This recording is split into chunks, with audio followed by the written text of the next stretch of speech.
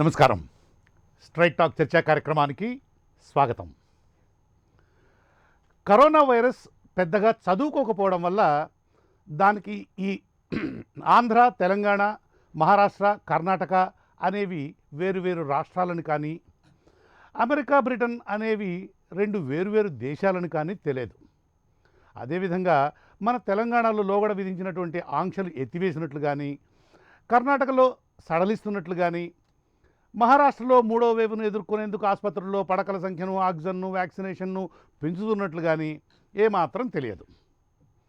ఇంతకు చెప్పొచ్చేది ఏమిటంటే, ఇప్పటికే ప్రపంచ మానవాళి మీద 2 విడతలుగా దాడి చేసి లక్షలాది మందిని బలిగొన్న కరోనా మహమ్మారి మూడో విడత దాడికి సిద్ధమవుతున్నదని, గడువుకు ముందే లేదా అంచనాలకు ముందే అది భారతదేశంపై దాడి చేయడం ఖాయమని, ఈ విషయంలో ఎవ్వరికీ ఏ విధమైనటువంటి అనుమానాలు అవసరం లేదని ఢిల్లీలోని అఖిల భారత వైద్య విజ్ఞాన సంస్థ అధిపతి డాక్టర్ రణదీప్ గులేరియాతో సహా 5 టాప్ క్లాస్ ప్రపంచ స్థాయి వైద్య నిపుణులు హెచ్చరిస్తున్నారు.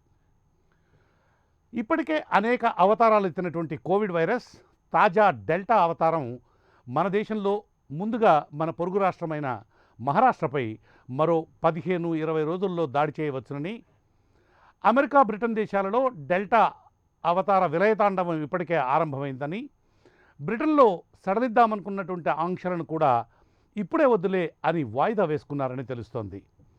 మన దేశంలో అవతరించినటువంటి ఈ డెల్టా అవతారం ఇప్పుడు బ్రిటన్లో వ్యాధి వ్యాప్తికి ప్రధాన కారణంగా గుర్తించారు.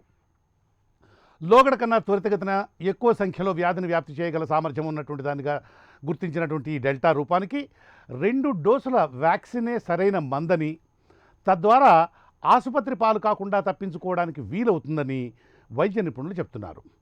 2 డోసుల వ్యాక్సిన్ తీసుకున్నప్పటికీ అవసరం లేకుండా బయటకు రావడం, గుంపులుగా తిరగడం, మందలుగా కలిసిపోవడం, దూరం పాటించకుండా మార్కెట్ ప్రదేశాలలో రాసుకు పూసుకు తిరగడం, మాస్కులు ధరించకపోవడం, చేతులు తరచుగా సబ్బుతో కడుక్కోకపోవడం, తుమ్మినప్పుడు కర్చీఫో మోచేయో అడ్డం పెట్టుకోకపోవడం వంటి జాగ్రత్తలు తీసుకోకపోతే కరోనా మిమ్మల్ని పలకరించడం ఖాయమని ఆ డాక్టర్లు చెప్తున్నారు.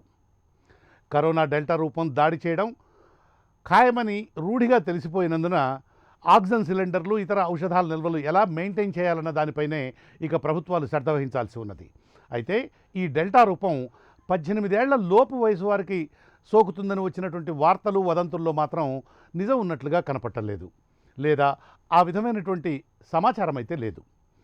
వ్యాక్సినేషన్ 2 డోసులు తీసుకున్న వారితో పోలిస్తే తీసుకోని వారి సంఖ్య గణనీయంగా ఎక్కువగా ఉన్నందున వీరు చాలా జాగ్రత్తగా మెలగాల్సి ఉంటుంది. మరి ఇటువంటి పరిస్థితులలో మన తెలంగాణలో ఆంక్షలు పూర్తిగా ఎత్తివేయడం సమంజసమేనా? వ్యాధి వ్యాప్తి తగ్గుముఖం పట్టినప్పటికీ ప్రమాదం పొంచి ఉందనేటువంటి విషయం ఆంక్షల ఎత్తివేతతో ప్రజలు విస్మరించరా? పైగా స్కూళ్ళు, కాలేజీలు తెరిస్తే పరిస్థితి ఏమిటి? మొదలైన విషయాలపై చర్చించడమే ఈరోజు స్ట్రైట్ టాక్ చర్చా కార్యక్రమం. ఇక ఈ చర్చలో పాల్గొనేందుకు టీఆర్ఎస్ పార్టీ నుంచి ఆ పార్టీ యువజన విభాగం రాష్ట్ర శాఖ ప్రధాన కార్యదర్శి శ్రీ శుభప్రద పటేల్,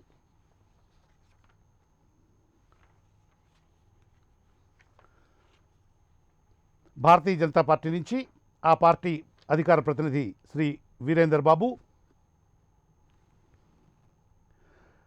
తెలంగాణ ప్రదేశ్ కాంగ్రెస్ కమిటీ అధికార ప్రతినిధి శ్రీ రామచంద్రారెడ్డి,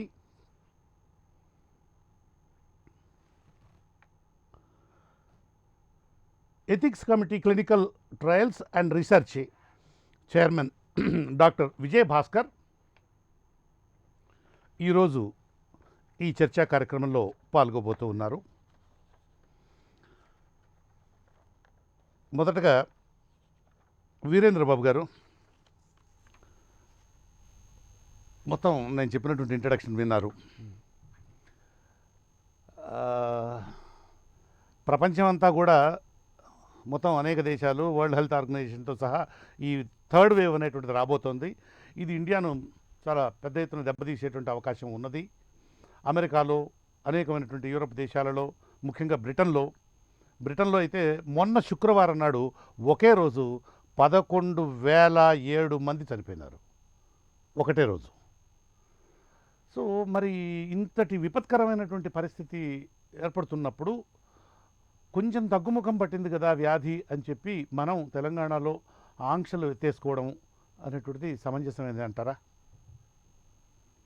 ఇప్పుడు తెలంగాణలో జరుగుతున్న అన్ని వింతలు విచిత్రాలు. ఎందుకంటే మన సీఎం గారికి ఏదొచ్చినా అది ఆగదు, ఆయన ఇమీడియట్గా ఏదో చేద్దామని పోతారు. లాక్డౌన్ పెట్టనంత వరకు కోర్టు లాక్డౌన్ పెట్టండి బాబు అని కోర్టు ఒకటే ప్రాంప్ట్ చేసి పెట్టుమని చెప్తే, లేదా మేము డిసిషన్ తీసుకుంటా అన్నప్పుడు అర్ధరాత్రి హడావుడిగా తీసుకొని లాక్డౌన్ పెట్టి చేశాడు. ఆ లాక్డౌన్ కూడా ఒక విధి విధానం కానీ ఒక పద్ధతి కానీ చెప్పగా సడన్గా చేయడంతో కొన్ని ఇబ్బందులు అయ్యాయి. సరే ఓకే, అయినా ప్రజలు దాన్ని మన తెలంగాణ ప్రజలు వాళ్ళు దాన్ని ఇది చేసుకొని ఒక సిస్టమేటిక్గా మళ్ళీ పోలీసులు అర్ధరాత్రి కానీ పగులు కానీ చేసుకుంటూ ఇచ్చారు. దాని తర్వాత నిదానంగా అవర్స్ పెంచుకుంటూ దాన్ని అలాగే చేసుకుంటూ గ్రాడ్యువల్గా తీసుకొచ్చిన తర్వాత ఎప్పుడైనా ఏదైనా సడన్గా తీయటం అనేది చాలా తప్పు. క్లియర్గా తీయలేదుగా, మరి కొంచెం అంచెలంచెలుగా అంటే చూడండి, ఏదైనా నైట్ కంపల్సరీ ఉండాలి. ఇప్పుడు ఏదైతే 6 o'clock నుంచి పెట్టారో 6 o'clock వరకు పెట్టారు, 6 o'clock తర్వాత దాన్ని 8 చేయాలి, 8 తర్వాత 10 చేయాలి. అంటే ఇంకా కొంచెం ఇంకా అవర్స్ ఇప్పుడు ప్రజలని ఇప్పుడు ఇంత ముందల 6 o'clock ఏ విధంగా నిజంగా మొత్తం అందరు 6 to 12 లోపల 10 తర్వాత 12 తర్వాత 4 అన్నారు, తర్వాత 6 అన్నారు, దాన్ని 8 చేయండి, తర్వాత 10 చేయండి. మీకు ఏం తొందర వచ్చిందని? ప్రజల సేఫ్టీ ముఖ్యమా, మీ రాజకీయమైన ఏదైతే చేస్తున్నారో రోజు ఇప్పుడు ప్రజల దర్బారని పల్లె పట్టణం అనుకుంటూ ఇది ఆ ప్రగతి ఈ ప్రగతి, మీకు ఏమైనా అటు కరీంనగర్ వరంగల్ వైపే కనిపిస్తుంది, సిటీలో ఏం జరుగుతుందో తెలుస్తుంది, ఏ హాస్పిటల్లో ఏం జరుగుతుందో తెలుస్తలేదు. అన్ని తప్పుడు లెక్కలు చూపించుకుంటూ ఎంతమంది ఎత్తివేయడం వెనకాల ఉండేటువంటి ప్రధానమైన మోటో అది కాదు సార్. ఎత్తివేయడం వెనకాల ఉండే ప్రధానమైన మోటో ఆదాయం కరెక్టే, ఆదాయం కూడా కావాలి ప్రభుత్వానికి, ఆదాయం అవసరము. మేమేమంటున్నామంటే 8 వరకు చేయండి, 10 చేయండి. ఇప్పుడు ప్రజలు ఆల్రెడీ అలవాటారు, మార్నింగ్ 6 o'clock నుంచి బిజినెస్ యాక్టివిటీస్ చేయడం చేశారు, తర్వాత 6 వరకు వచ్చారు, తర్వాత 8కి వచ్చారు. అలాగే కొంచెం అవర్స్ చేస్తే మీరు అంటున్నారేమో మరి బార్లు వైన్ షాపులు అంటున్నారు, బార్లు వైన్ షాపులు కూడా 8 o'clock వరకు పెట్టండి, లేదా దాన్ని 10 o'clock వరకు పెట్టుకోండి. వాటి ఒక్కదాన్ని అంటే 8 o'clock వరకు కుదిరిస్తే 9కి. అలాగే నిదానంగా పోవాలి, కానీ అట్ ఏ టైం తీసుకురావడంతో ఒకటేసారి స్వేచ్ఛ చేయడంతో ప్రజలు ఒక్కటేసారి అందరూ బయటికి రావడము. ఆల్రెడీ నిన్న చూసాము, ఇటు ట్యాంక్ బండ్ వైపు కానీ ఓల్డ్ సిటీలో కానీ రోడ్డు పైన ట్రాఫిక్ కానీ ఏ విధంగా ఒక్కసారిగా మొత్తము బయటికి వచ్చేసి నిజంగా ఇది మరీ చాలా డేంజరస్గా మళ్ళీ ఏదైతే కంట్రోల్కి వచ్చిందో ఏ విధంగా కంట్రోల్కి వచ్చిందో అదే విధానంగా మళ్ళీ వ్యాప్తి పొందే అవకాశం ఉన్నది. మరి ఏవైతే మన డాక్టర్స్ కానీ ఈ నిపుణులు కానీ మరి వరల్డ్ హెల్త్ ఆర్గనైజేషన్ నుంచి ఏవైతే హెచ్చరికలు వస్తున్నాయో అట్లాగే కేంద్రం నుంచి కూడా మరి ఇంకొకటి ఏ విధంగా అయితే మన దేశంలో ఏ విధంగా జరగని విషయాలన్నీ తెలంగాణలో జరుగుతున్నట్టుగా దేశంలో ఏ రాష్ట్రంలో లాక్డౌన్ ఫుల్గా ఎత్తని సమయంలో వీళ్ళు లాక్డౌన్ ఎత్తి ఒక వింత ప్రదర్శన చేస్తున్న తెలంగాణ క్యాబినెట్ మినిస్టర్లు కానీ క్యాబినెట్ కానీ మరి ఈ విధంగా ప్రజలతో ఆడుకుంటున్నారా, లేదా మీ ఆదాయ వనరులు ఏమైనా ఇచ్చేయడానికి కోసమా? ప్రజలు బాగానే ఉన్నారు, వాళ్ళు చేయాల్సిన వాళ్ళు చేసుకుంటున్నారు, బిజినెస్ సాగుతున్నాయి, అన్నీ బాగానే సాగుతున్నాయి, అవర్స్ కూడా బాగానే ఉన్నాయి. వాళ్ళు చిన్న చితుకు ఏవైతే అంటున్నారో, మీరు ఏదైతే అంటున్నారో ఫుట్పాత్ బిజినెస్ కానీ ఫుడ్ అందరూ జాగ్రత్త పడుకుంటూ వాళ్ళు లిమిటెడ్లో వాళ్ళు చేస్తుంది. ఈరోజు మొన్నటి వరకు రూపాయి సంపాదించారు, ఈ 2 రోజులు సంపాదిస్తారు, ఇంకో 5 రూపాయలు వచ్చే ప్రాణానికన్నా మించింది వేరేది ఏమి లేదు. ఆ ప్రాణాలు ఏమైనా దెబ్బతింటే రేపు హాస్పిటల్లో కొన్ని వేల లక్షల రూపాయలు కట్టుకోవాలి. అసలుకే మీరు ఆరోగ్యశ్రీ ఇవ్వట్లేదు, మరి ఏ విధంగా మీరు ఆదుకుంటారు? మీరేమో ఆరోగ్యశ్రీ ఇస్తున్నారు, ఆరోగ్యశ్రీ కూడా ఇవ్వలేదు. మరి ఇప్పుడు కేంద్రం నుంచి ఏదైతే చనిపోయిన వారికి 4 లక్షల రూపాయలు ఏదైతే ఇస్తానని చెప్పారో దాన్ని కూడా ఇంతవరకు ప్రకటన లేదు. ఇంకోటి గతంలో కూడా చనిపోయిన వారికి ఏదైతే డెత్ సర్టిఫికేట్ ఇచ్చారో అది కోవిడ్ డెత్ సర్టిఫికేట్ ఇవ్వకుండా అవి కూడా ఇప్పుడు అది కూడా స్టార్ట్ అవబోతుంది. కోవిడ్ డెత్ సర్టిఫికేట్ ఇవ్వకుండా వాళ్ళు ఏం చేస్తారంటే హార్ట్ ఫెయిల్యూరు, బ్రెయిన్ స్ట్రోక్ అని ఏదో విధానంగా ఈ రకమైన రిపోర్ట్స్ ఇచ్చి ఇప్పుడు వాళ్ళని ఆ 4 లక్షలు లబ్ధి పొందడానికి కూడా అవకాశం లేకుండా చేసిన ఈ ప్రభుత్వము మరి ఏ విధంగా ప్రజలను ఆదుకుంటుంది? మరి ఇది చేసింది ముమ్మాటికి ప్రజలని పొలిటికల్ యాంగిల్లో కాకుండా ఇంకోటి లాక్డౌన్ తీసిన తర్వాత విధి విధానం అన్నిటికీ ఒకటేసారి మాఫియా. పెళ్లిలకు కూడా ఎంతమందిని అటెండ్ కావచ్చట. మళ్ళీ స్కూళ్ళకి పిల్లలు చిన్న అంటారు నర్సరీ నుంచి 10th వరకు ఒకటేసారి స్కూల్ రావచ్చు, కాలేజీలు కూడా స్కూళ్ళు కాలేజ్ అని ఓకే, నో ప్రాబ్లం. మీరే థ్యాంక్ యూ వీరేంద్ర బాబు గారు. మళ్ళీ వస్తాను, మీ దగ్గరికి మళ్ళీ వస్తాను నేను. మీ దగ్గరికి వస్తాను నేను మళ్ళీ. ఒక నిమిషం. Okay okay, thank you Virendra Babu గారు, థ్యాంక్ యూ. రామచంద్రారెడ్డి గారు నమస్కారం. ఓకే, శివప్రద్ గారు గుడ్ ఈవినింగ్. మిమ్మల్ని అసలు చివరిలో పెడదామని అనుకున్నాను. అందరూ దాడి చేసిన తర్వాత మీకు వచ్చేటువంటి అవకాశాన్ని చేద్దామని అనుకున్నాను. అయితే దీన్ని ఎట్లా సమర్థించుకుంటారు? ఎందుకంటే మన ప్యానల్లో ఈ రాజకీయాలతో ఏమాత్రం నిమిత్తం లేనటువంటి డాక్టర్ గారు కూడా ఉన్నారు, డాక్టర్ విజయభాస్కర్ గారు. Is the chairman for ethics committee clinical trials and research. దానికి చైర్మన్గా ఉన్నటువంటి డాక్టర్ విజయభాస్కర్ గారు కూడా ఉన్నారు. సో ఇది అంటే థర్డ్ వేవ్ అనేటువంటిది చాలా పెద్ద ఎత్తున దాడి చేయబోతోంది అనేటువంటి వార్తలు మనకు వస్తూ ఉన్నాయి, ఆ సమాచారం అందుతోంది. ఢిల్లీలో ఉన్నటువంటి అఖిల భారత వైద్య విజ్ఞాన సంస్థకు సంబంధించినటువంటి చీఫ్స్ కానీ, ఆ తర్వాత మన దేశంలో ఉండేటువంటి టాప్ క్లాస్ ఎక్స్పర్ట్స్, దాదాపు ఇంటర్నేషనల్ అంటే అంతర్జాతీయమైనటువంటి పేరు ప్రఖ్యాతలు ఉన్నటువంటి 5 ప్రముఖులైనటువంటి డాక్టర్లు, వైద్య నిపుణులు కూడా ఇది థర్డ్ వేవ్ అనేటువంటిది విలయతాండవం చేయబోతోంది, ఇంతకు 2 ముందు వచ్చినటువంటి రెండింటికన్నా కూడా చాలా భయంకరంగా ఉండబోతుంది, జాగ్రత్తగా ఉండండి, అన్ని రకాలుగా ఇన్నాళ్ళ అనుభవం ఉంది కదా, ఆ అనుభవంతో ఇచ్చేసుకోండి, ఆక్సిజన్ సిలిండర్లు పెట్టుకోండి, మందులు జాగ్రత్తగా పెట్టుకోండి అని చెప్తా ఉన్నారు. మరి ఇలాంటప్పుడు ఈ ఎత్తివేయడము అనేటువంటిది, ఆంక్షలన్నింటినీ కూడా ఎత్తివేయడం అనేటువంటిది ఎంతవరకు సమంజసం? ఈరోజు ఒకటి మనం అందరు కూడా నమస్కారం అక్కడ ఉన్నటువంటి ప్యానెల్ ఉన్నటువంటి మిత్రులకు. అయితే ఈరోజు మనం గతంలో కూడా చూసినాం, ఫస్ట్ వేవ్ అనుభవం ఉంది మనకు. ఫస్ట్ వేవ్ లో కూడా మనం మార్చి నుండి లాక్డౌన్ స్టార్ట్ చేసుకున్న తర్వాత మేలో అన్లాక్ చేసుకున్నాం. అన్లాక్ చేసుకున్న తర్వాత పీక్ కేసులన్నీ మొత్తం కూడా సెప్టెంబర్ లో రావడం జరిగింది. మొత్తం మనం అన్లాక్ చేసుకున్న తర్వాత పీక్ కేసులు సెప్టెంబర్ లో వచ్చినాయి. కానీ ఇంకొకటి ఏంటంటే మొత్తం లాక్డౌనే మొత్తం అంతిమ పరిష్కారం కాదని చెప్పేసి నిన్న ఏదైతే ఎయిమ్స్ డైరెక్టర్ గులేరియా గారు, రణదీప్ గులేరియా గారు చెప్పినరో, వాళ్ళు కూడా చెప్పడం జరిగింది ఏంటంటే లాక్డౌన్ పరిష్కారం కాదు, మొత్తం కూడా ప్రపంచంలో ఉన్నటువంటి మొత్తం కూడా శాస్త్రవేత్తలు కావచ్చు, వైద్యులు కావచ్చు, నిపుణులు కావచ్చు, అందరు కూడా చెప్తున్నది ఏంటంటే వ్యాక్సినేషన్ అనేది ఇంపార్టెంట్, వ్యాక్సినేషనే అంతిమ పరిష్కారం, దీనికి వ్యాక్సినేషన్ కోసమే. ఈరోజు మనం భారతదేశం ఏ విధంగా మనం వ్యాక్సినేషన్ లో వెనుకబడున్నాం అనేది మిత్రులు, బీజేపీ మిత్రులకు తెలియనట్టున్నది. మొత్తం కూడా మనము మన దేశాన్ని పక్కన పెట్టుకొని జనవరి 21న మోడీ గారు మొత్తం కూడా కరోనా మీద విజయం సాధించినామని చెప్పేసి మన ప్రధానమంత్రి గారు ప్రకటించుకుంటారు. దానికి అనుగుణంగా బీజేపీ పార్టీ నేతలంతా బీజేపీ పార్టీ మీటింగ్ లో కూడా ఫిబ్రవరిలో మొత్తం కూడా ధన్యవాదాలు గారికి. తర్వాత మార్చిలో శుభప్రద్ గారు చిన్న రిక్వెస్ట్, దీన్ని పొలిటికల్ లైన్స్ లోకి తీసుకెళ్లకుండా ప్రజా సంక్షేమం అనేటువంటి యాంగిల్కి పరిమితం. మన మిత్రులకు నేను చెప్పడం మర్చిపోయాను కాబట్టి ఆయన పొలిటికల్ యాంగిల్లో వెళ్ళుంటే దాన్ని దయచేసి పట్టించుకోకుండా. ఒక్క నిమిషం బాబు గారు, వెయిట్ ఏం లేదు, దీన్ని పొలిటికల్ యాంగిల్లో తీసుకెళ్లకుండా దయచేసి ప్రజా సంక్షేమం అనేటువంటి యాంగిల్లో ఆలోచిద్దాం. ఎందుకంటే ఇది ప్రజల మనుగడకు సంబంధించినటువంటిది, ప్రజల ఆరోగ్యానికి సంబంధించినది, ప్రజల ప్రాణాలకు సంబంధించినటువంటి విషయం కాబట్టి let is not politicise it please. Okay definite గా. కానీ బాధ్యులు ఉన్నారు వాళ్ళే మనం ఇక్కడ రాష్ట్ర ప్రభుత్వం మీద విమర్శలు చేస్తే మేము ఎట్లా ఒప్పుకోవాలి? నేనే చెప్పాను కదా నిన్ననే సుప్రీంకోర్టులో ఒక విషయం, ఓకే, ఒకటి ఏంటంటే ప్రజలు బట్టి ప్రజలకు ఒక క్లారిఫికేషన్ కావాలని చెప్తున్నా. అయితే నిన్ననే కేంద్ర ప్రభుత్వం సుప్రీంకోర్టులో ఒక యాప్ చేసింది, మేము 4 లక్షలు ఏదైతే విపత్తు కింద ఇవ్వలేము, కోవిడ్ మరణ బాధితులకు 4 లక్షలు ఇవ్వలేమని చెప్పేసి సుప్రీంకోర్టులో అఫిడవిట్ ఫైల్ చేసింది. ఇక్కడ బీజేపీ మిత్రుడేమో దానికి విరుద్ధంగా మాట్లాడుతున్నారు. మీరు కరెక్ట్ చేసేది ఉండే, మీరు చేయలేరు కాబట్టి నేను చేసిన. ఓకే, అవన్నీ రాజకీయాలు పక్కకు పెడదాం.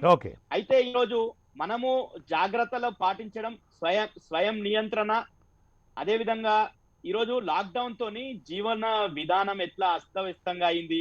మొత్తం కూడా మనం ఉన్నతంగా ఉండేటటువంటి వాళ్ళ గురించే కాదు, అట్టడుగును ఉండేటటువంటి వారు రోజు రెక్కాడితే దుక్కాడినటువంటి వాళ్ళ గురించి మనం ఆలోచించినటువంటి అవసరం ఉంది. ఈ రోజు తోని ఎట్లయితే ఇబ్బందులు పడుతున్నారో, వారి వేతనాలు దొరకక, రోజువారీ కూలి దొరకక, ఉపాధి దొరకక ప్రజలు తీవ్రంగా ఇబ్బందులు పడుతున్నటువంటి పరిస్థితి మనం గమనించాలి.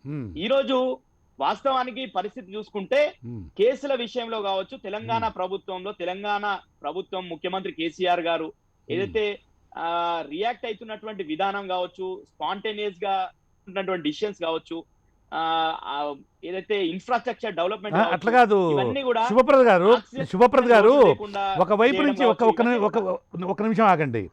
ఒకవైపు నుంచి ప్రమాదం ముంచుకొస్తూ ఉంటే ఆంక్షలు విధించడం ద్వారా ప్రజలు గుంపులుగా కలవడం, వాళ్ళు ఒకరి నుంచి మరొకరికి ఈ వ్యాధి వ్యాప్తి అయ్యేటువంటి విధమైనటువంటి ప్రవర్తనను కలిగి ఉండడము అనే దానిని నిరోధించేందుకు వీలుగా ఆంక్షలు పెట్టవలసి ఉంటే ఆ ఉన్నటువంటి ఆంక్షలను తొలగించడం అనేటువంటిది పైపెచ్చు 1వ తారీఖు నుంచి, రేపు జూలై 1వ తారీఖు నుంచి పాఠశాలలు, కళాశాలలు అన్నీ తెలిచేట్లయితే, మొత్తం ఈ పిల్లలందరూ కూడా వచ్చేట్లయితే పరిస్థితి బీభత్సంగా తయారవుతుందేమో, చాలా విషాదకరంగా తయారవుతుందేమో అనేటువంటి భయం ఉన్నది. మరి దీన్ని చర్చించుకోవద్దా మనం? దానికే పరిమితమై మాట్లాడండి. ఓకే డెఫినెట్ గా అండి. అయితే మనం ఈరోజు ఏదైతే లాక్డౌన్ పరిష్కారం కాదని ఎవరు కూడా గతంలో మనకు ఇంతకుముందు కూడా చెప్పిండ్రు. కాబట్టే మనం 10ల కేసులు ఉన్నప్పుడు లాక్డౌన్ పెట్టుకొని లక్షల కేసులు ఉన్నప్పుడు అన్లాక్ చేసుకున్నటువంటి పరిస్థితి ఉంది. అయితే ఆ లాక్డౌన్ పరిష్కారం కాదు.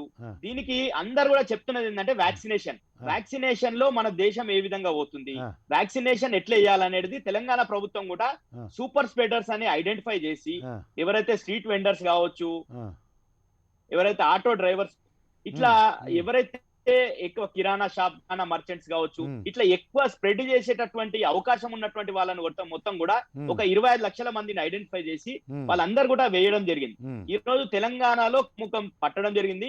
ఇంకోటి ఈరోజు థర్డ్ వేవ్ కూడా ప్రిపేర్ ఉన్నారు. తెలంగాణ ప్రభుత్వం ఆల్రెడీ నీలోఫర్ హాస్పిటల్ కావచ్చు, మిగతా కావచ్చు, అన్ని కూడా బెడ్స్ కావచ్చు, ఆక్సిజన్ బెడ్స్ కావచ్చు, వెంటిలేటర్స్ కావచ్చు, ఇవన్నీ కూడా సమకూర్చుకుంది తెలంగాణ ప్రభుత్వం.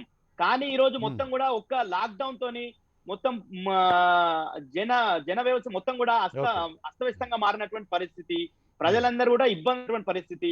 కాబట్టి ఈ రోజు మొత్తం కూడా ఏంది అంటే ఆంక్షలు పెట్టాలంటారు. ఏంది అది కర్ఫ్యూ, నైట్ కర్ఫ్యూ పెట్టమంటున్నారు. నైట్ కర్ఫ్యూతో ఎంత ఉపయోగం ఉంటది ఏంది అనేది కూడా మనం అందరు కూడా చూసినాం. నైట్ కర్ఫ్యూ డే అంతా తిరిగిన తర్వాత నైట్ ఒక్కటి కర్ఫ్యూ పెట్టడం వల్ల పెద్ద ప్రయోజనం ఉంటదని మనం ఆలోచిస్తే అది పెద్ద ఉపయోగం ఉంటదని నేనైతే భావించాను. అయితే ఈ స్కూళ్ళు విద్యాలయాల విషయానికి వస్తే ఈ ప్రభుత్వం ఒక ప్రైమరీగా ఒక ఆలోచన చేసింది. జూలై 1 నుండి పాఠశాలలు కావచ్చు, ప్రారంభించుకునేందుకు మార్గనిర్దేశాలు ఇంకా పూర్తి స్థాయిలో ఇవ్వలేదు. విద్యా సంస్థలు అన్ని కూడా ప్రారంభించుకోవచ్చు అన్నది, కానీ దానికి నియమాలు నిబంధనలు మొత్తం కూడా ఇంకా ఏ తరగతి నుంచి మనం ప్రారంభించుకోవచ్చు, పెట్టాలి. పటేల్ గారు, మీరు పర్మిషన్ ఇస్తే బార్లు ఓపెన్ చేసినట్లుగా, వైన్ షాపులు ఓపెన్ చేసినట్లుగా స్కూళ్ళు కూడా ఓపెన్ అయిపోతారు. ఎందుకంటే అవి కూడా వ్యాపారమయం అయిపోయాయి కదా, వాటిని కూడా ఓపెన్ చేసేస్తారు. వాళ్ళకు కూడా పాపం ఫీజులు రావడం లేదు కదా. మరి ఇంకా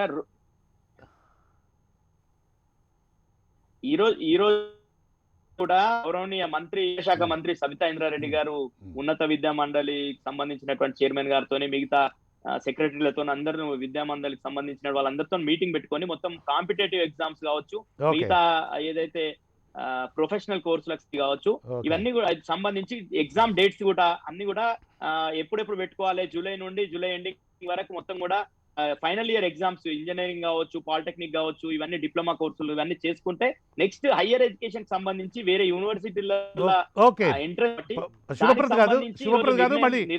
దగ్గరికి వస్తాను. మిగతా వివరాలన్నీ తెలుసుకునేందుకు ఒక నిమిషం మిగతా గెస్టులను కూడా పలకరించి వస్తాను. మిగతా వివరాలన్నీ మీ దగ్గర తెలుసుకుంటాను. మరికొన్ని వివరాలు మనం చర్చను ముందు తీసుకెళ్దాం. రామచంద్రారెడ్డి గారు నమస్కారం. కెన్ యూ హియర్ మీ? నా వాయిస్ వినిపిస్తుందా సార్ మీకు?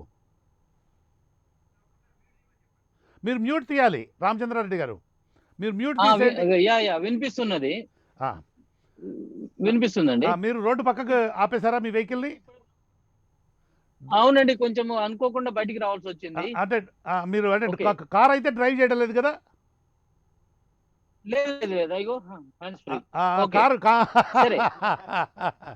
ఏం లేదు, డ్రైవ్ చేస్తూ అయితే మనం డిబేట్ లో పాల్గొంటే ప్రమాదం, అందుకోసం అని. Thank you. ఇట్లా పెట్టి మాట్లాడమంటే no no no no no ఇట్లనే నో నో పెట్టి we should go by trust. No no no no నా ఉద్దేశం అది కాదు. We should go by trust, నమ్మకం అనేటువంటిది ఒక్క విషయం. ఉండాలా. సో మీరు ఆల్రెడీ ఇంట్రడక్షన్ వినడం జరిగిందో లేదో నాకైతే తెలియదు. అన్ని విన్నాను, ఇప్పటిదాకా అన్ని వింటూనే ఉన్నాను, పెద్ద మాట్లాడినండి వెరీ గుడ్. విన్నాను. దానికి సమాధానం దానికి ఒకటి నేను చెప్తాను, మా పాయింట్ ఆఫ్ వ్యూలో చెప్తాను. Please. అంటే ప్లీజ్. రాష్ట్రానికి ముఖ్యమంత్రి చాలా విజ్ఞతతో వ్యవహరించాల్సినటువంటి అవసరం ఉన్నది. కానీ గాలివాటానికి కర్ఫ్యూ పెట్టడమో, లాక్డౌన్ విధించడమో, లేకుంటే ఇంకా రిస్ట్రిక్షన్స్ పెట్టడమో చేసి వీలున్నప్పుడు ఏదో ఇట్లా వదిలి చూద్దాము, దాన్ని రిజల్ట్ ని బట్టేసి మళ్ళీ దాన్ని డెసిషన్ మార్చుకుందాం అని చెప్పేసి అనుకుంటే అది సరైనటువంటి పరిపాలన కాదు. ఇప్పటికీ మనం చూస్తున్నామంటే సమాజంలో ఒక వైపున మన పక్కంతో మాస్క్ తీసి మాట్లాడితే సస్తమన్నటువంటి భయం నుంచి ఈ రోజున కొంచెము ఫ్రీగా తిరుగుతున్నటువంటి పరిస్థితి ఉన్నది. ఈ పరిస్థితులలో లాక్డౌన్ సరే ఇప్పటిదాకా పెట్టారు, అది ఎందుకు పెట్టానంటే హైకోర్టు యొక్క ఖచ్చితమైనటువంటి నిర్ణయానికి పెట్టిందని మాత్రం మనం చెప్పగలుగుతాం. ఇప్పుడు స్కూళ్ళని ఓపెన్ చేయటం అనేది, ఇంతకు ముందర కూడా బాగా కరోనా ప్రబలి ఉన్నప్పుడు పంతులందరూ కూడా ఆన్లైన్ లో క్లాసులు చెప్పాలి, చెప్పుకుంటూ పిల్లలు చదువుతుండ్రో లేదో పోయి వెరిఫై చేయాలని చెప్పేస్తే చాలా మంది టీచర్లకి కరోనా వచ్చినటువంటి సందర్భం ఉన్నది. వాళ్ళు బడుగు జీవులు. ఆ సందర్భంలో ఈ విధమైన పరిస్థితి ఉంది. ఒకవైపు డిఈఓలేమో ఇండ్లలో కూర్చొని బ్రహ్మాండంగా పెత్తనం చెలాయిస్తుంటే గ్రౌండ్ రియాలిటీలో ఉండేది ఈ టీచర్లు ఎంతో మంది కూడా చనిపోయినటువంటి సందర్భం కూడా ఉంది. ఇప్పుడు మనము మామూలుగానే ఈ లాక్డౌన్ కానివ్వండి, కర్ఫ్యూ కానీ ఉన్నప్పుడే మామూలుగా మాస్క్ పెట్టుకోమంటే ఎవరు పెట్టుకోరు, సోషల్ డిస్టెన్స్ కూడా చాలా కష్టంగా పాటించారు. ఈ సందర్భంలో మాకు ఉన్న అనుమానం ఏంటంటే ఒకవేళ స్కూల్స్ కనుక ఇప్పుడు ఓపెన్ అయిపోయి ఉంటే మరి పిల్లల యొక్క పరిస్థితి ఏంది? రెండవది, ఈ స్కూల్స్